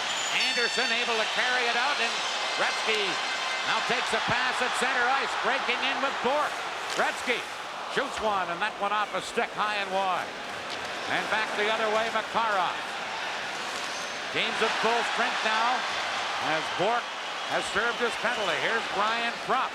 Fans on it as he went to clear it. Now drops it to Rochefort. Over to Crossman. Off the boards to Gretzky. Gretzky dumps it in. Fetisov there for the Soviets. Now cleared out of there by Semyonov. And Kumalev flips it ahead for Kryakin. He gets knocked down by Bork. And Bork will get another penalty here. 3 minutes, 51 seconds. Mario Lemieux arguing about the penalty call, but it's a hooking penalty against Bork. Well, Ray Bork up against the boards. In this case, I'd give the penalty. They may have put a little mustard on it, but he also got hooked. Last time, Bork was off. No shots on goal by the Soviets, so they did a terrific job on the penalty killing last time out, but you can play with fire, too. You want to keep doing this.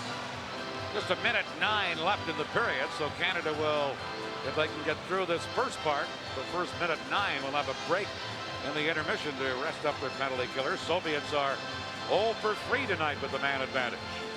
And the penalty killers, who did a pretty good job last time for the most part. Gardner out there. And Rochefort will be back at the blue line.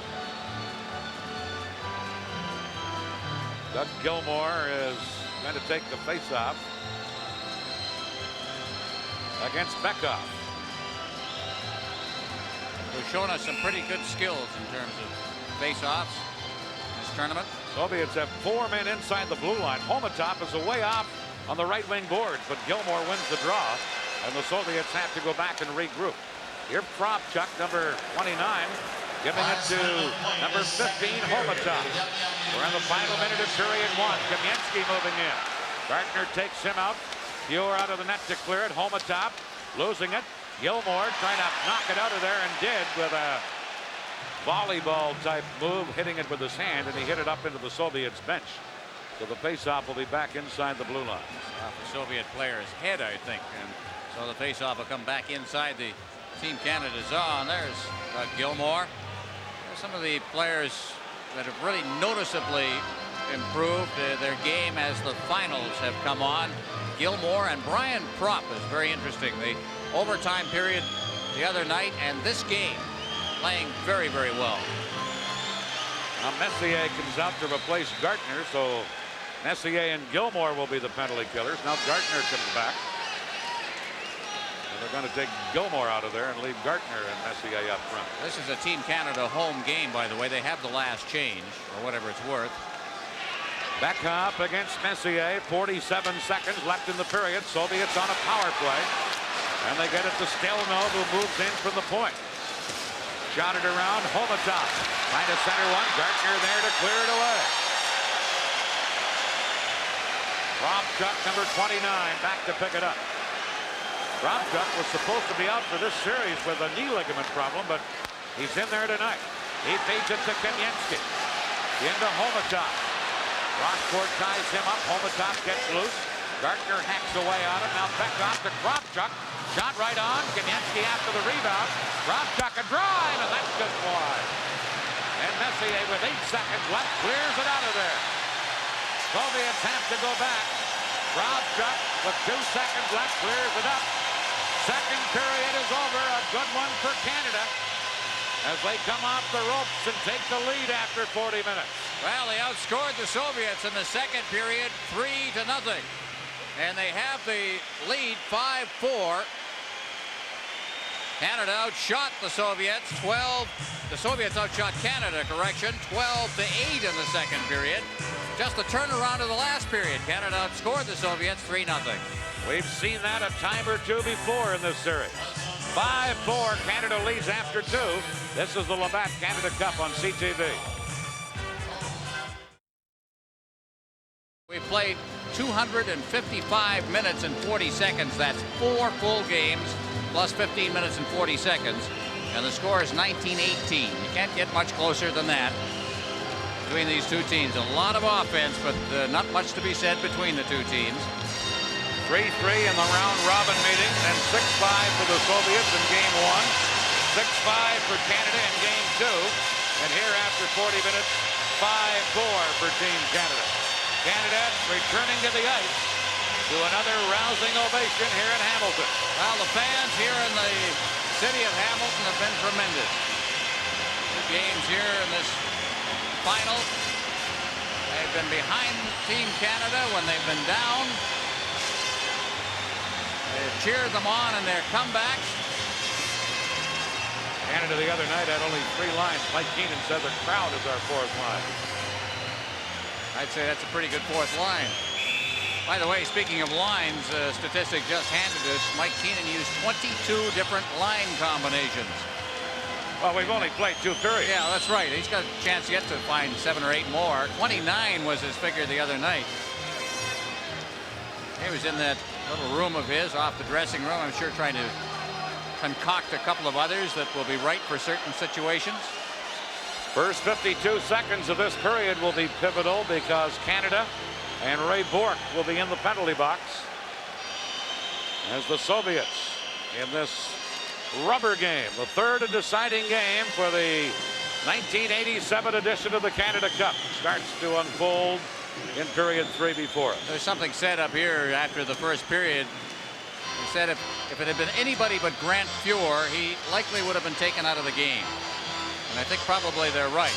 Grant Fuhr is the kind of goaltender who can be cold in a segment of a game and then suddenly just be brilliant. And I thought he made a couple of very, very important stops in the second period. But he did not have a good first period. He'll be the first to admit it. Ray Bourque in the penalty box. Off for hooking at 18:51 of that second period. The shots on goal overall, Canada 27, the Soviets 21. So not as big a differential as we talked about earlier. 27-21 in favor of Canada. That's because the Soviets outshot Canada 12-8 while being outscored 3-0. Here we go at the third period. Hold on to your hat. Canada clear it out as Crossman shot it up on the boards, and it goes over the glass into the penalty box area. Nearly decapitated Bourque sitting there. Face-off will be about 10 feet inside the Team Canada blue line. Messier and Gardner up front. Rochefort and Crossman on defense. The green unit for the Soviets. Rutov, Makarov, and Larionov up front. Fetisov and Kasatonov the point men. How'd you like the job, Dan, of selecting the outstanding player for Canada in this game? Or in this tournament. Puck cleared down the ice. Kasatonov back to pick it up. Soviets with the man advantage. Up the middle to Karutov. Now to Larionov. Leaves for Makarov. Makarov poke checked by Crossman, and then Gardner got it to the line but not out. Now Messier does knock it out of there. And Kasatonov with 20 seconds left in the penalty. Over to Larionov. Leaving for Kasatonov. Crossman picks it off and cleared it out. Fetisov to Larionov. 5 seconds left in the penalty. Larionov firing it around. Now Bourque is back on. Here's Fetisov, and a poor pass has to be covered up on by Kasatonov, who gives it to Larionov. Larionov to Makarov. He cuts in. Now around Coffey. Got it in front. Fuhr the save. Still loose. Whack at it. Just wide of the net. And Gretzky is back to get it for Canada. Look at Gretzky carry out. Poke check by Krutov. Covering up on the play is Murphy. Murphy into Lemieux. Offside at the Soviet blue line. This is the Labatt Canada Cup on CTV.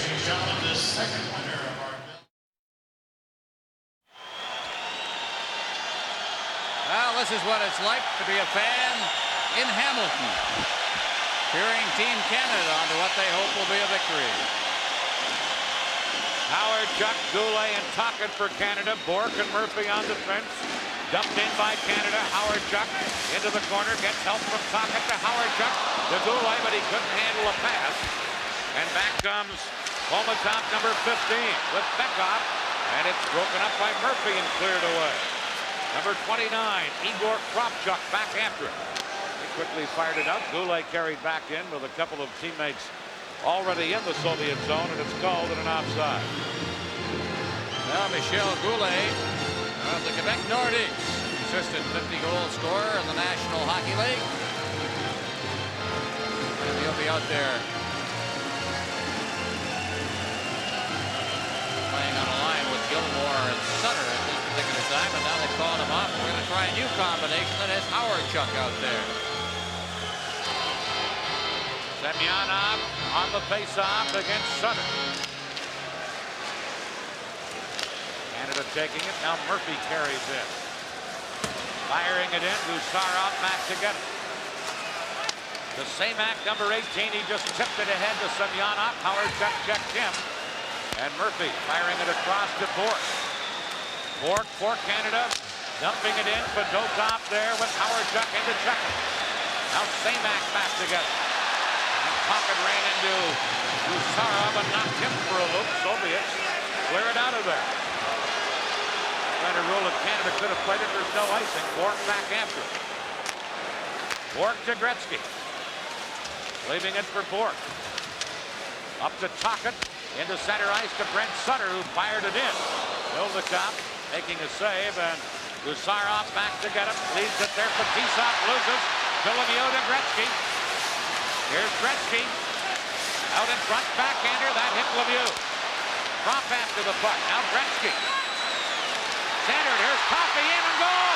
Milnicop robs Coffey. On another great setup by Gretzky. Back comes Perbukin, or Priakin it is. His shot.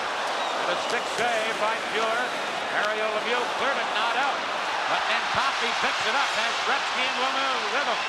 Leaving for Gretzky. Gretzky across to Murphy. Shot it just wide. As Murphy came in aggressively from the point. Now it's Hartsburg. Into Brian Brock. Up high off the glass with that drive. Canada changing on the fly. Here's a clearing pass to Gretzky, and they whistle that down and outside at the Soviet blue line. This is the Labatt Canada Cup on CTV.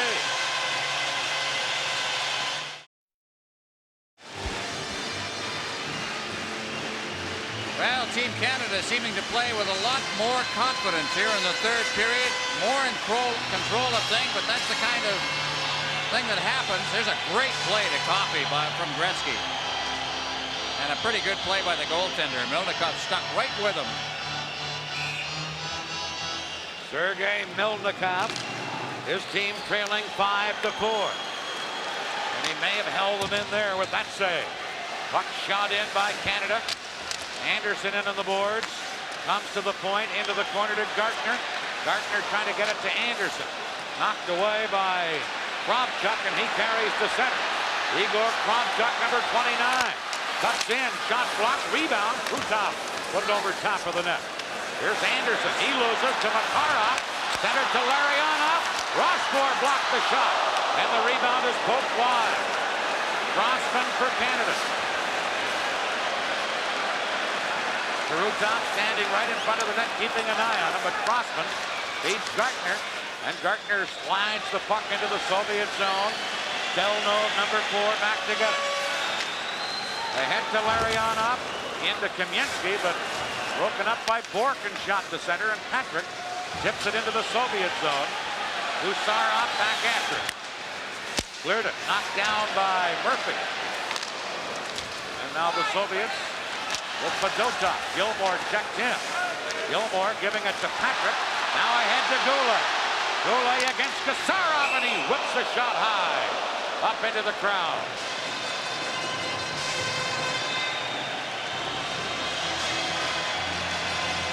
4 minutes, 53 seconds gone. There's Valery Kamensky. He was great at Rendezvous. He scored only 13 goals in 37 games in the Soviet Union last year.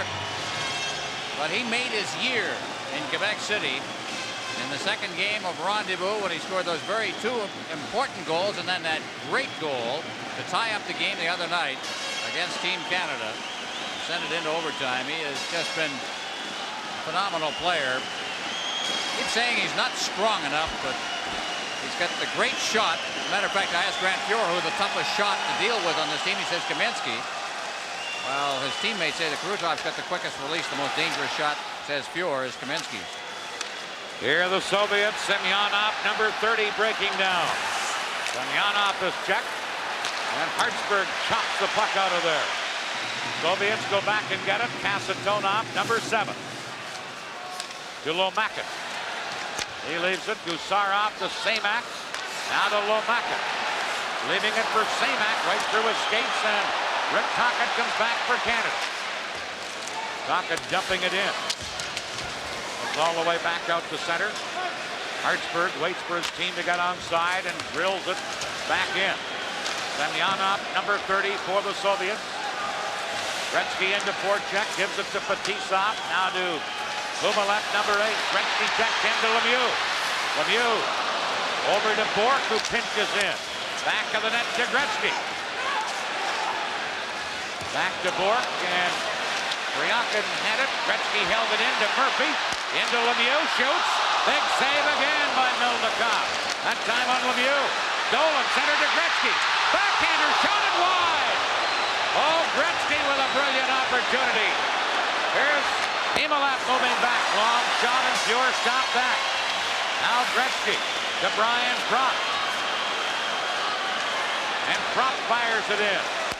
Milnicott didn't appear to see it. Here's Gretzky in behind the net. Chopped away by Nemchinov. Held in by Anderson to Gretzky behind the goal. Looking for Lemieux. Lemieux well covered. Gretzky will come out himself. Turn, shoots. Milnicott got a stick on it. Here's Anderson. They have Lemieux tied up in knots at the side of the net. Here's Makarov. Tied up by Gretzky, but gets away. Now Nemchinov, number 12. Leaves Kurutov. Gretzky tried to steal it. Here's Gusarov firing it in. Crossman for Canada. Back he comes with Messier. Messier shoots from a bad angle. Milnicott the save. Bodies fly everywhere. And we got to stop it. This is the Labatt Canada Cup on CTV.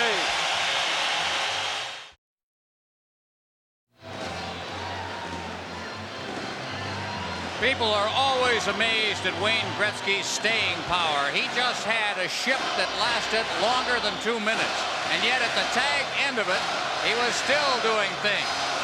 Just missed the net, and right there was Mario Lemieux. He was going to steer that in with his hand if he could have. That was up on edge. The reason Gretzky didn't get good wood on it or a good angle on it. But what a long ship he had, and yet at the end he still had the power and the stamina to make a good scoring play. That was Gartner from the faceoff that Milnicott stopped, and Bourque beats Messier. Bekoff tying him up. Messier beating Gartner. Pass behind Goulet. Homatov starts back, got it into the zone, still has it. Homatov to Gusarov. Poke check by Bourque. Homatov to Kamensky. Bourque takes him out. Now Pure knocking it back of the net, and Murphy has it for Canada. He goes out the other way and gives it to Bourque. And Bourque flips it to center. Fedotov back after it. Gartner right on top of it. Gartner up, checking aggressively. Here's Gusarov. Now to Fedotov. In comes Howard-Chuck. Fedotov beats Kamensky. Now to Bekoff. Messier took him out. Howard-Chuck getting it in. Soviets. Bekoff trying to work it free, and Lomakin drops it back. Gusarov under pressure as Canada coming in to try and forecheck and rush the Soviets, and it's been working. Here's Semyonov breaking up. Long shot. Pure a glove save on that. Clears it up for the boards. Canada with a flip pass to Sutter that hopped over his stick. Semyonov trying to come back and copy. Has it for Canada. Into center ice. Here's Sutter to Tocchet, and they whistle it down on a two-line offside pass. This is the Labatt Canada Cup on CTV.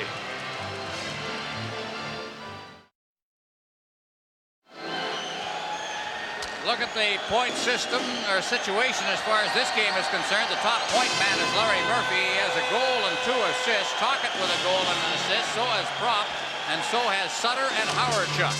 Not the names you would expect. Here's Coffey for Canada. Canada leading 5-4. 11 minutes, 10 seconds left in regulation time. Here's Lemieux to Propp behind the net. Propp couldn't get it centered, and Kasatonov beating one out too far ahead for Humelap. Going back is Hartsburg, and they wave the icing off to the Soviet linesman. Here's Humelap into the corner. Canada come up with it, and Propp is able to chip it out of there. And Fetisov goes back. Canada making a wholesale change on the fly. Puck cleared out. Here's Larionov. Larionov moving in, taken out of the play by Crossman. Makarov with the puck. He gets tied up. Now shot around on the boards.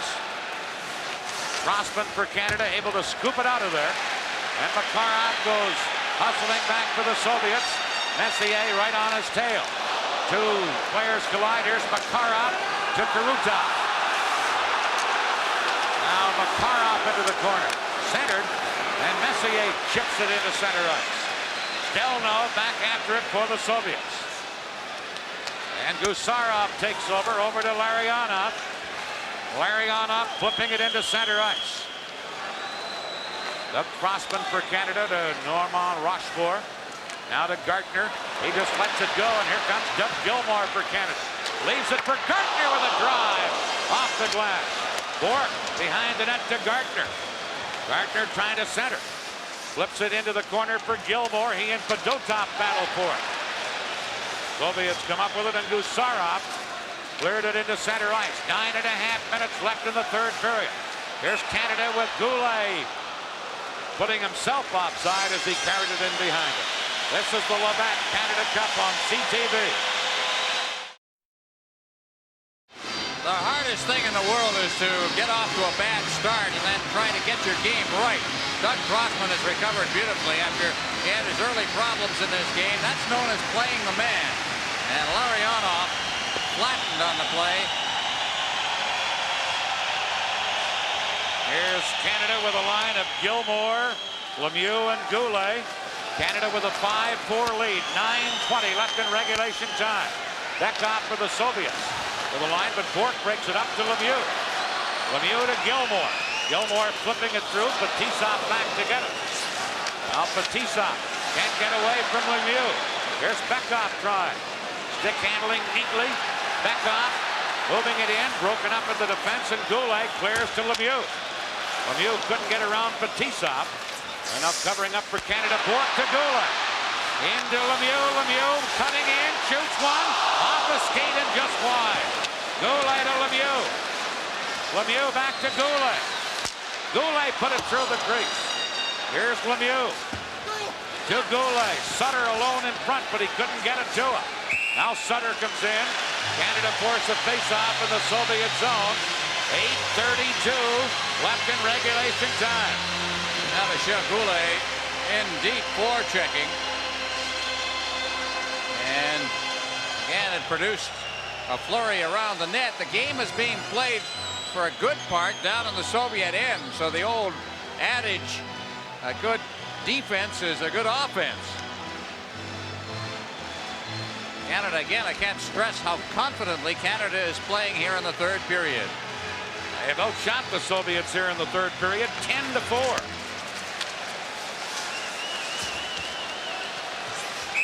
Now, Kravchuk and Sutter from the faceoff tie each other up. And we'll get another faceoff deep in the Soviet zone. Brent Sutter in this game has a goal and an assist. By the way, if you're Gretzky Lemieux fans, each has a point, each an assist. They've not been as dominant in this game on the score sheet, although they've certainly had their opportunities and have handled the puck a lot.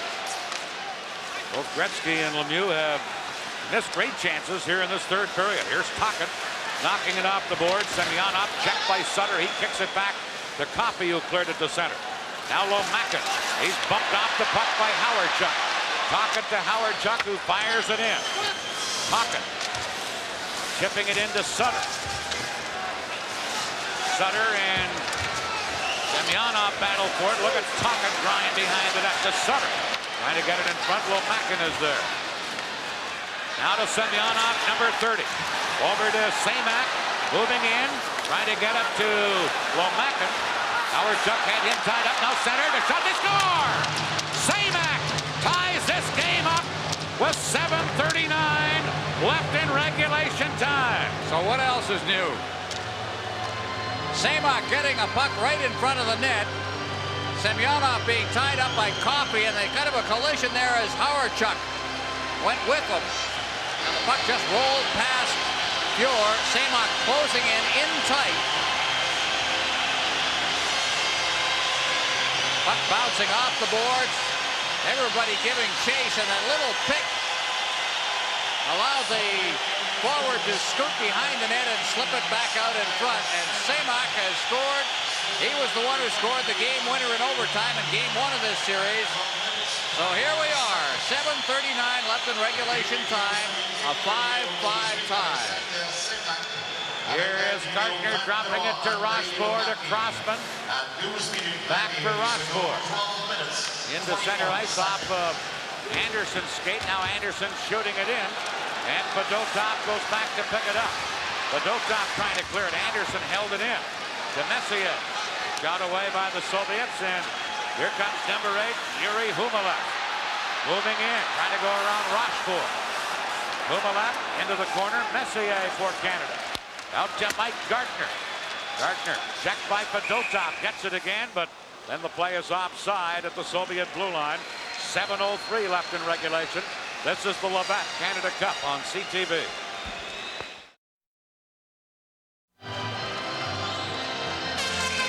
Welcome back to the Cups, Coliseum and Hamilton.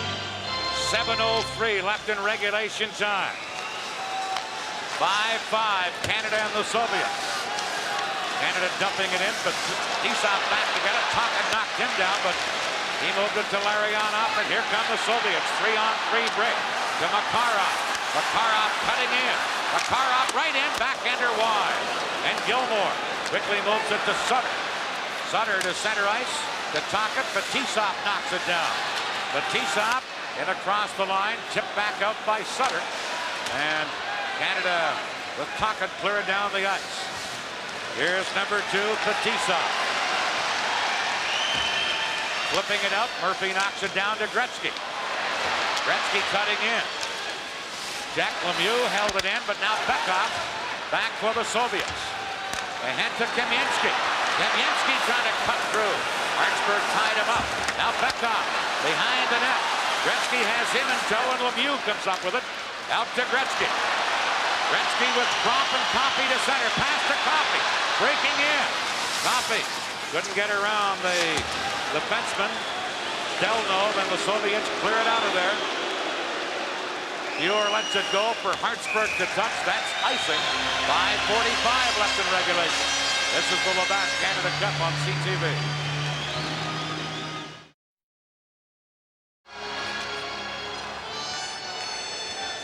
Glenn Anderson, who did most of the hitting in the first period in this game. The rest of his teammates weren't doing a heck of a lot of it. They have come along. Gretzky, Lemieux, and Crop for Canada. Semyonov against Gretzky on the faceoff. D'Amico says you've got to put your stick down. And Gretzky is saying Semyonov won't cooperate. Now they do drop the puck. Knocked back of the Soviet goal. Prop into the corner with Gusarov. Gusarov took him out. Now Lemieux getting it loose on the boards. Lemieux centered to Gretzky. Turns, couldn't get the shot off as Semyonov had him tied up. Now Murphy at the point. Shoots, deflected by Prop and just wide. Gusarov then able to clear it. And Murphy chases back. Samak right behind it. Samak stealing it, but Bourque was there to cover up. Bourque for Canada, 5:12 left in regulation time. Here is Bourque. Feeding it to Goulet, shot wide, Bourque in to get the rebound. Back of the net to Goulet. Out in front to Lemieux, he's too well shut. And the Soviets clear it and get it to center ice. Bourque back after it in a hurry. There is Nemchinov shooting it in. Bourque gets it to Hartsburg, to Gretzky, who deflects it in. And Lemieux gets up into the fans. Holler about that. Kasatonov out into center ice for Kumalat, number 8. Into Priaka. Hartsburg took him out. Coffey back for Canada. 4:28 left in regulation time. Coffey to Howardchuk. Cutting in. Howardchuk shoots off the blocker of Milnikov and then hit by a high stick. And that stops play. Well, they hit Howardchuk on the fly in full stride through center ice. The defenseman standing still on the play. And Howardchuk just barreled right in over the line. Got a good shot away. Milnikov, here he comes. This is the tag into that rush. And he just ducked past the defense. The speed does it. And they fired the shot off the blocker of Milnikov. That was knocked out of midair. A high stick, and the result is the face-off will come all the way back down into the Team Canada end of the ring. 4:20 left in regulation time. Absolute sellout here at the Copps Coliseum in Hamilton. 17,037. I think that's a little bit more than a sellout. There's the score, and we have. I mean, it had to be like this, Dan. We simply. Well, you knew the score was going to be 6-5 for somebody. Yeah, that's right. And the time in the bottom left-hand corner, 4:18 left in regulation play. Here's Rochefort to Messier. to Anderson, gets it to center. Anderson to Gartner. Gartner cutting in, but offside on the far side was Gartner. And the faceoff will be at the Soviet line. Most of what you're seeing out there now, unpenalized, is the restraining type fouls, and I don't think that Koharski, being an NHL official, is going to call too much of that stuff. Have to be something pretty gross and indecent for him to make a call now. Here's Messier to Gartner. Crossman firing it in. Milnikov back to get it. Cleared it off onto the wing. Soviets clear it out, and here's Karutov. Soviets with Karutov cutting in on the left side. Tied up. Now centered. Man wide open, but elected to pass. And that allowed Crossman to recover and clear it out of there. Milnikov out of the net to feed it up to Makarov. And that's a two-line pass. Now, Makarov is, I think, the best Soviet here tonight. He has been overshadowed somewhat by his line mate, Vladimir Karutov, but tonight he is just dancing out there. He's doing so many things, and he's very, very strong and dominant in this game. Quite the signs in this building tonight. Some of them are great. 3:41 left in regulation time. Gretzky, Propp, and Lemieux. Coffey gets it to Hartsburg. Shoots from the point. Propp tried for the deflection, but it took off on him and went up into the crowd. And because he steered it up there, the faceoff is going to be outside the blue line. I think that Viktor Tikhonov has aged a little bit in this tournament. This week. So have we. We're not going to get overtime again, are we, Dan? Good chance of it. 3:36 left. Well, it's almost like you're playing sudden death overtime now. That's right. 3:36 left in regulation time. Canada win the faceoff, drop it into their own zone, and Fuhr sets it up for Paul Coffey. Off the boards to Propp. Propp back to Coffey, tipped out, but shot right back in by Fedotov, and quickly cleared out by Canada again. Now Homatov shooting it in. Coffey for Canada. Off the boards for Hartsburg. Four-man rush by Canada. Hartsburg to Propp. Shoots. Milnikov a save. Hartsburg was going for the net, but Milnikov held onto it. Had the right idea. Feeling is that Milnikov doesn't hold a puck very well, although he certainly did there, taking it off the shaft of his stick and then holding it in his glove. Throw it in, look for the rebound, and here's a good quick shot by Propp. Let it go. And they said the right idea with Hartsburg going for the net, but Milnikov hung onto the rebound. Brian Propp right down there next to Mario Lemieux. Playing a good game tonight. Here is Sutter with Tocchet and Howard-Chuck for Canada. Semyonov on the faceoff against Brent Sutter. Sutter gets the draw to Murphy. Murphy shoots. That's blocked. And then Semak slid it out of there with his hand. Once Canada gets possession, then it's waved off. Murphy fires it back in. Hubalev in to get it. Sutter behind the net. Tied up by Hubalev. Look at Sutter battle. To Howard-Chuck. Back on the point. Bork shoots up high into the crowd. And we're down to 2:36 left in overtime, or in regulation time. Think I'm thinking of overtime? Yeah. You've seen so much of it lately. Jean Perron in the foreground. Co-coach with Lars Denis, or at least Keenan, Mike Keenan. 5-5, 2:36 left in regulation time.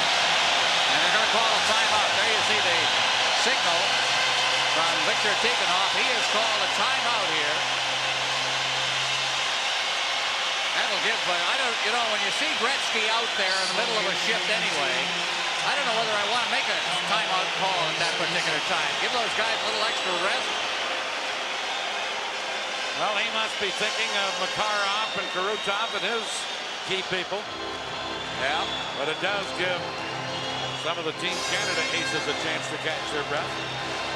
2:36 left in regulation time.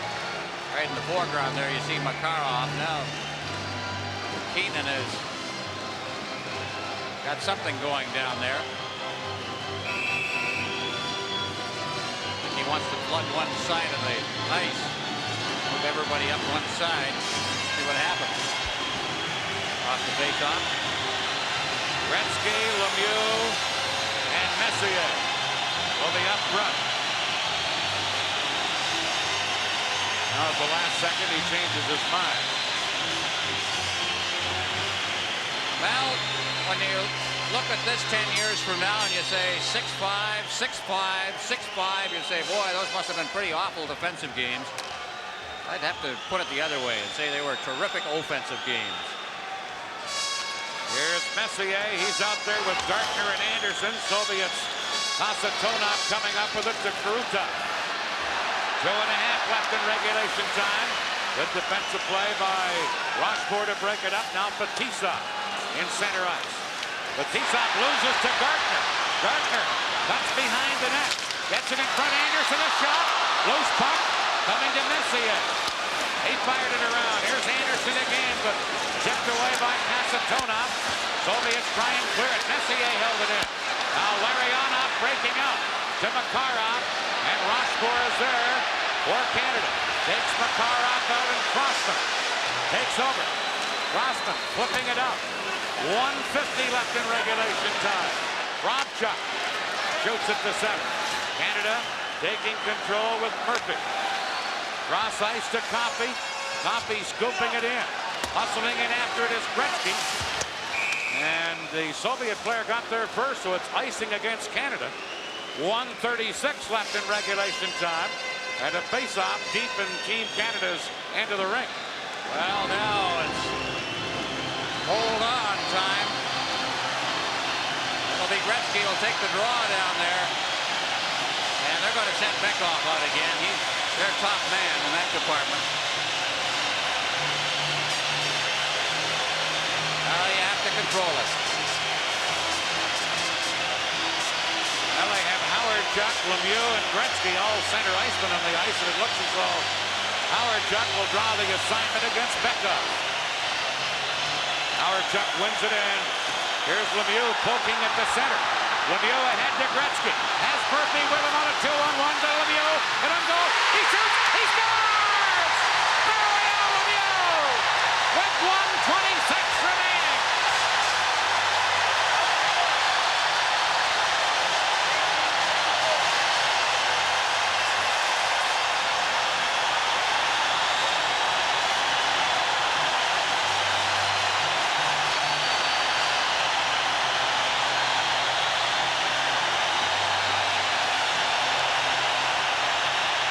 This was a 3-on-1 break. Murphy, the wheelman.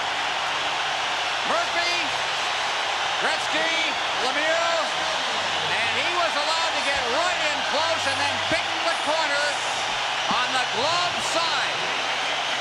Go to the glove side high, the scouting report. But you don't give Lemieux that kind of room. But hold it before the celebration gets too far into the night here. We've got 1:26 left, and this is a great hockey team. The Team Canada is playing, and they can come back. What did I say earlier about Gretzky loading the gun and Lemieux pulling the trigger? Yes, there it was in living color.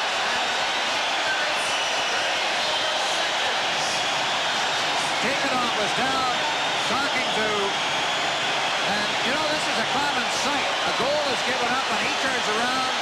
Rather than rallying his guys, he starts giving people heck.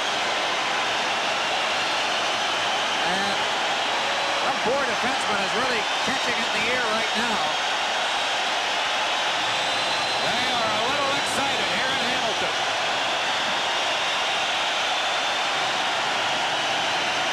Here we see it again. Number 8 is Murphy, but it's Gretzky. Murphy's the decoy.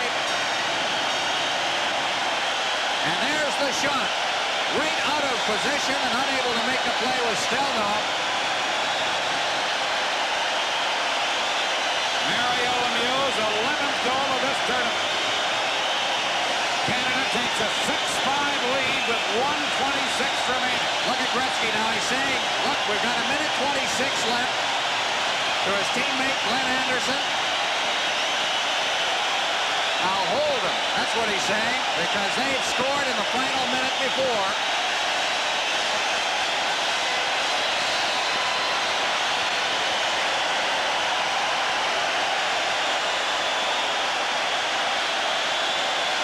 Lemieux from Gretzky, 18:34 the time. Lemieux's 11th goal. They are standing at the Cubs Coliseum. Now, unbelievable. Now the Soviets with 1:26 left. And Chinov against Messier. And they'll toss Messier out of there.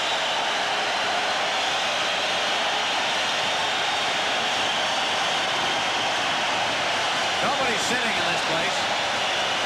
Now Messier allowed to take the face-off against Chinov. Gardner breaks away for Canada with Anderson, 2-on-1. Pass to Anderson and a goal. Can't get it in front. It hits Gardner. Gardner with Milner caught out of there. Couldn't center. Now Soviets Gusarov around on the boards to Padotov. Here they come to center. Boomerang number 8. Long shot. Yours there to the side. Priyakin. Blocked by Rushmore. 1 minute left in regulation time. Soviets trying to center. Rossman there to clear. And Padotov has to go back after it. With now 50 seconds left. 6-5 Canada leading. Both teams changing on the fly. Kasatonov to Lariano. He's up-ended, but Tisov shoots it in. Murphy there to clear it, but Tisov holding it in. Shot blocked, but Tisov again. Blocked again, this time by Messier. And Messier flips it to center. 30 seconds left. Here's Kasatonov.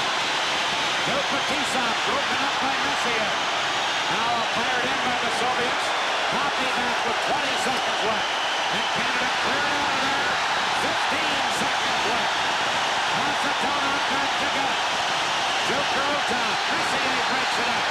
Messier with 7 seconds left. Now Makarov. 4 seconds left. Team Canada wins 6-5. And look at that celebration.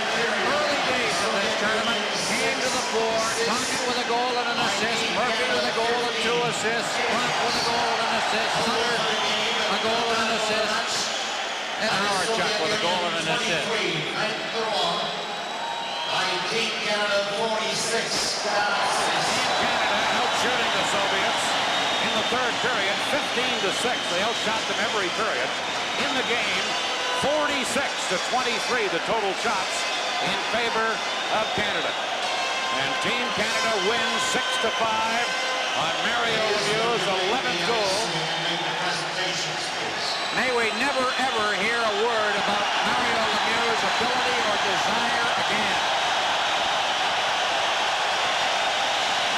This is the scene in Hamilton.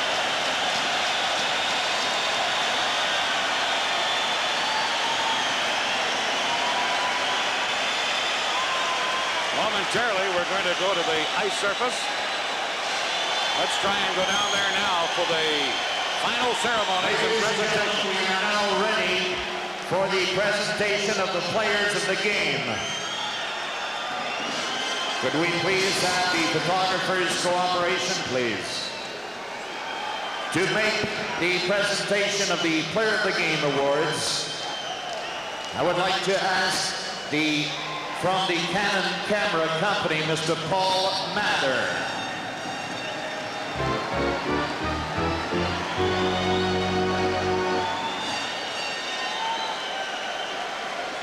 And the District Sales Manager for Labatt, Ontario Breweries, Mr. Jim Steele.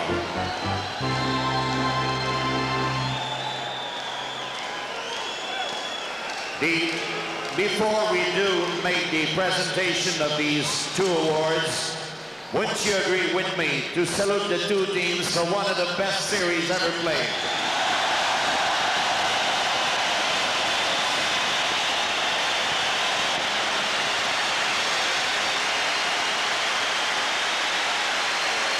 The player of the game for Team Soviet Union, who will receive a Canon EOS camera. He was tremendous throughout the series. Le joueur Labatt du match pour l'équipe soviétique recevra une caméra Canon. Number 2, le numéro 2, Vyacheslav Fetisov.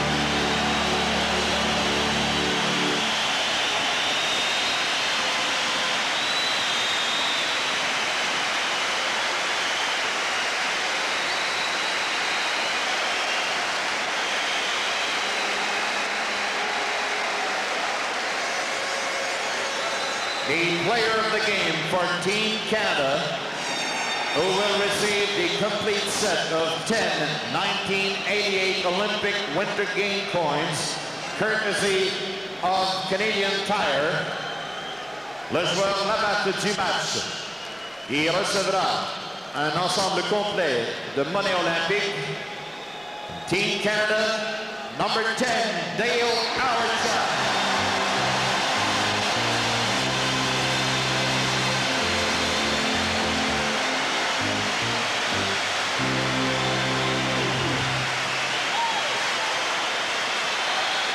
And now,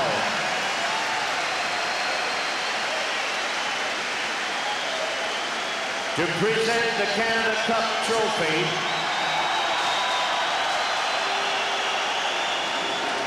please welcome at center ice the tournament chairman, Mr. Alan Eagleson.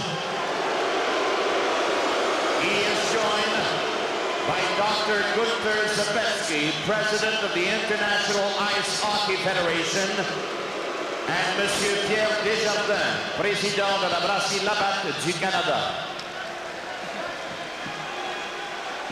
Canada Cup will be presented to the captain of Team Canada and the whole team, Wayne Gretzky.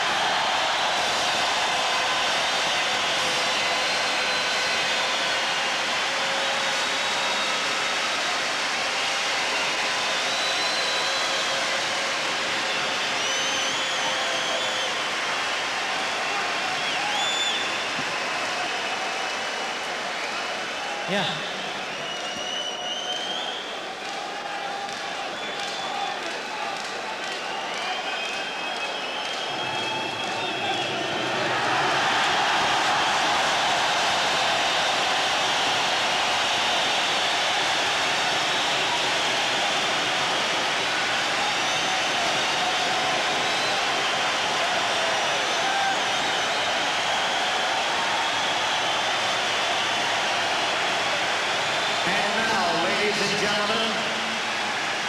For the national anthem of the winning team, let's once again hear Mr. Michael Burgess with O Canada.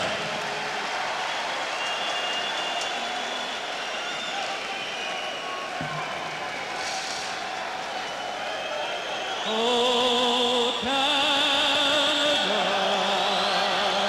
our home and native land, through patriot love belongs.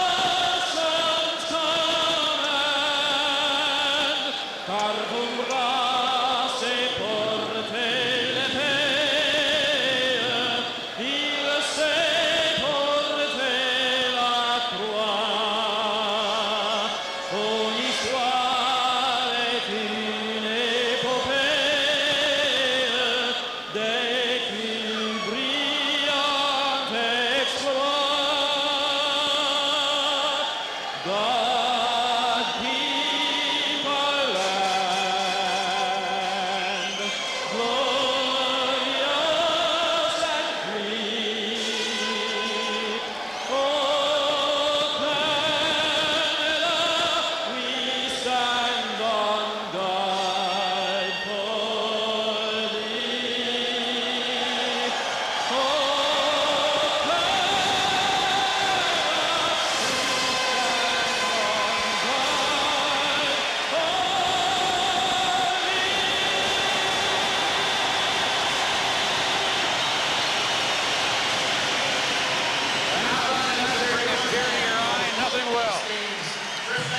Canada wins 6-5 and win the series 2-1. This is the Labatt Canada Cup on CTV.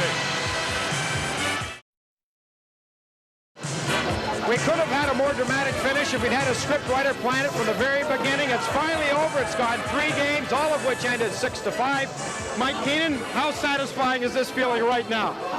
It's hard to capture the feeling right now. It was a tough battle. I have a lot of respect for the Soviet Union team. They did an absolute fabulous job throughout the tournament, and our players, you have to be particularly proud of them being able to come back from a deficit such as that against such a great team. You have to be proud of these guys and our team representing Canada. What brought them back? When it was 4-2, the Soviets had got off to such a quick start. What was it that brought them back? I think it was just composure and a sense of confidence amongst themselves. They've had that throughout the tournament, and that composure helped them keep a stable attitude throughout the game, and as a result, we won it on some individual talent that came through for us, but the overall posture of the team was very, very calm and collected, and that was important. They didn't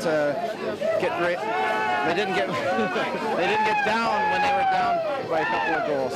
Michael, they're not too composed now. Congratulations. Thank you very much. Have some fun now. Wayne, get on in here. The captain of Team Canada, the men that won the scoring title, as he does in every international tournament he plays. Wayne, that last goal, tell us about it. Well, you know, they've been lining up on the face-off and our end the same way the whole tournament. They'd like to tie the centerman up and jump in and get the puck, and we had the defenseman tie the winger up, and Mario jumped in. The defenseman tried to pinch and threw it up, and I came across and picked it up, and you know, myself and Mario made the play, and Mario put the puck in the net, but Larry Murphy, who played a great game, created the whole situation. He went to the net, took the defenseman, and you know, nothing against Larry, but Mario's pretty good around the net. I threw it to Mario. I knew I was going to give it to him all the way in, and you know, Mario made no mistake. This was such a close series. Every game decided by 1 goal. 2 of the 3 go to overtime. What you felt made the difference, made this team the winner? Well, I've said it before, and I don't mean to be, I'm not trying to be critical to their team. I'm just trying to praise Canadians. That That'll be Glenn Anderson. You can talk to him later. Just the Canadians since '72 have been winning on guts and pride and desire. We don't get a whole lot of time to get a system down. We've won this tournament on sheer hard work and pride. We played 6 games with about 3 lines, 3.5 lines. We had a lot of injuries. Nobody complained. We had a great time throughout the whole tournament, and you know, it was just a special win. My grandmother's birthday today. Happy birthday. Big Wayne, congratulations. Thank you very much. So there have been a lot of goals scored in this series, and as Roy mentioned earlier, it's not been a defensive series, but one of the men who has been outstanding from top to bottom throughout the tournament, the goaltender, Grant Fuhr. Grant, did they cause you any special problems, the Soviets, anything that you hadn't expected throughout this series? Not really. We got off a bit of a slow start tonight and got ourselves behind the 8 ball, but with a bunch of guys that we have, they all dug down deep. You dig down deep, good things happen. Well, when it was 3-0, what does a goaltender feel like? You're down in the deciding game, 3-0. You just hope. I mean, you try to make a couple of saves, hopefully keep the games close. If you can keep it close, you know the guys are going to score you some goals eventually. Whoa. Who is that? That's Anderson again. In the third period, the team played with so much confidence. It looked like they knew they had the game in the bag, coming out with that 1-goal lead. That's Andy again. What happened in the second intermission? The team came out with so much confidence in that final period. Oh, we've been down before. I mean, it's not the first time we've been down 2 goals, so.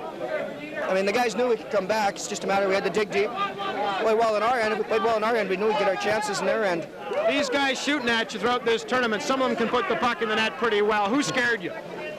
Their big line plays well. I mean, they kind of had my number through the series. And except for the Soviets, the average wasn't bad, but you play the Soviets, things seem to climb a little bit. What about the rest of the tournament? You played every minute of every game. Would you just as soon have had a game off sometime? And how do you feel right now physically? I'm loving it. I mean, the more I play, the better I feel. So the more games I get in, the happier I am, and things worked out. Well, Grant and Joy, thank you very much. Congratulations. Canada wins Canada Cup 87. This is Labatt Canada Cup on CTV.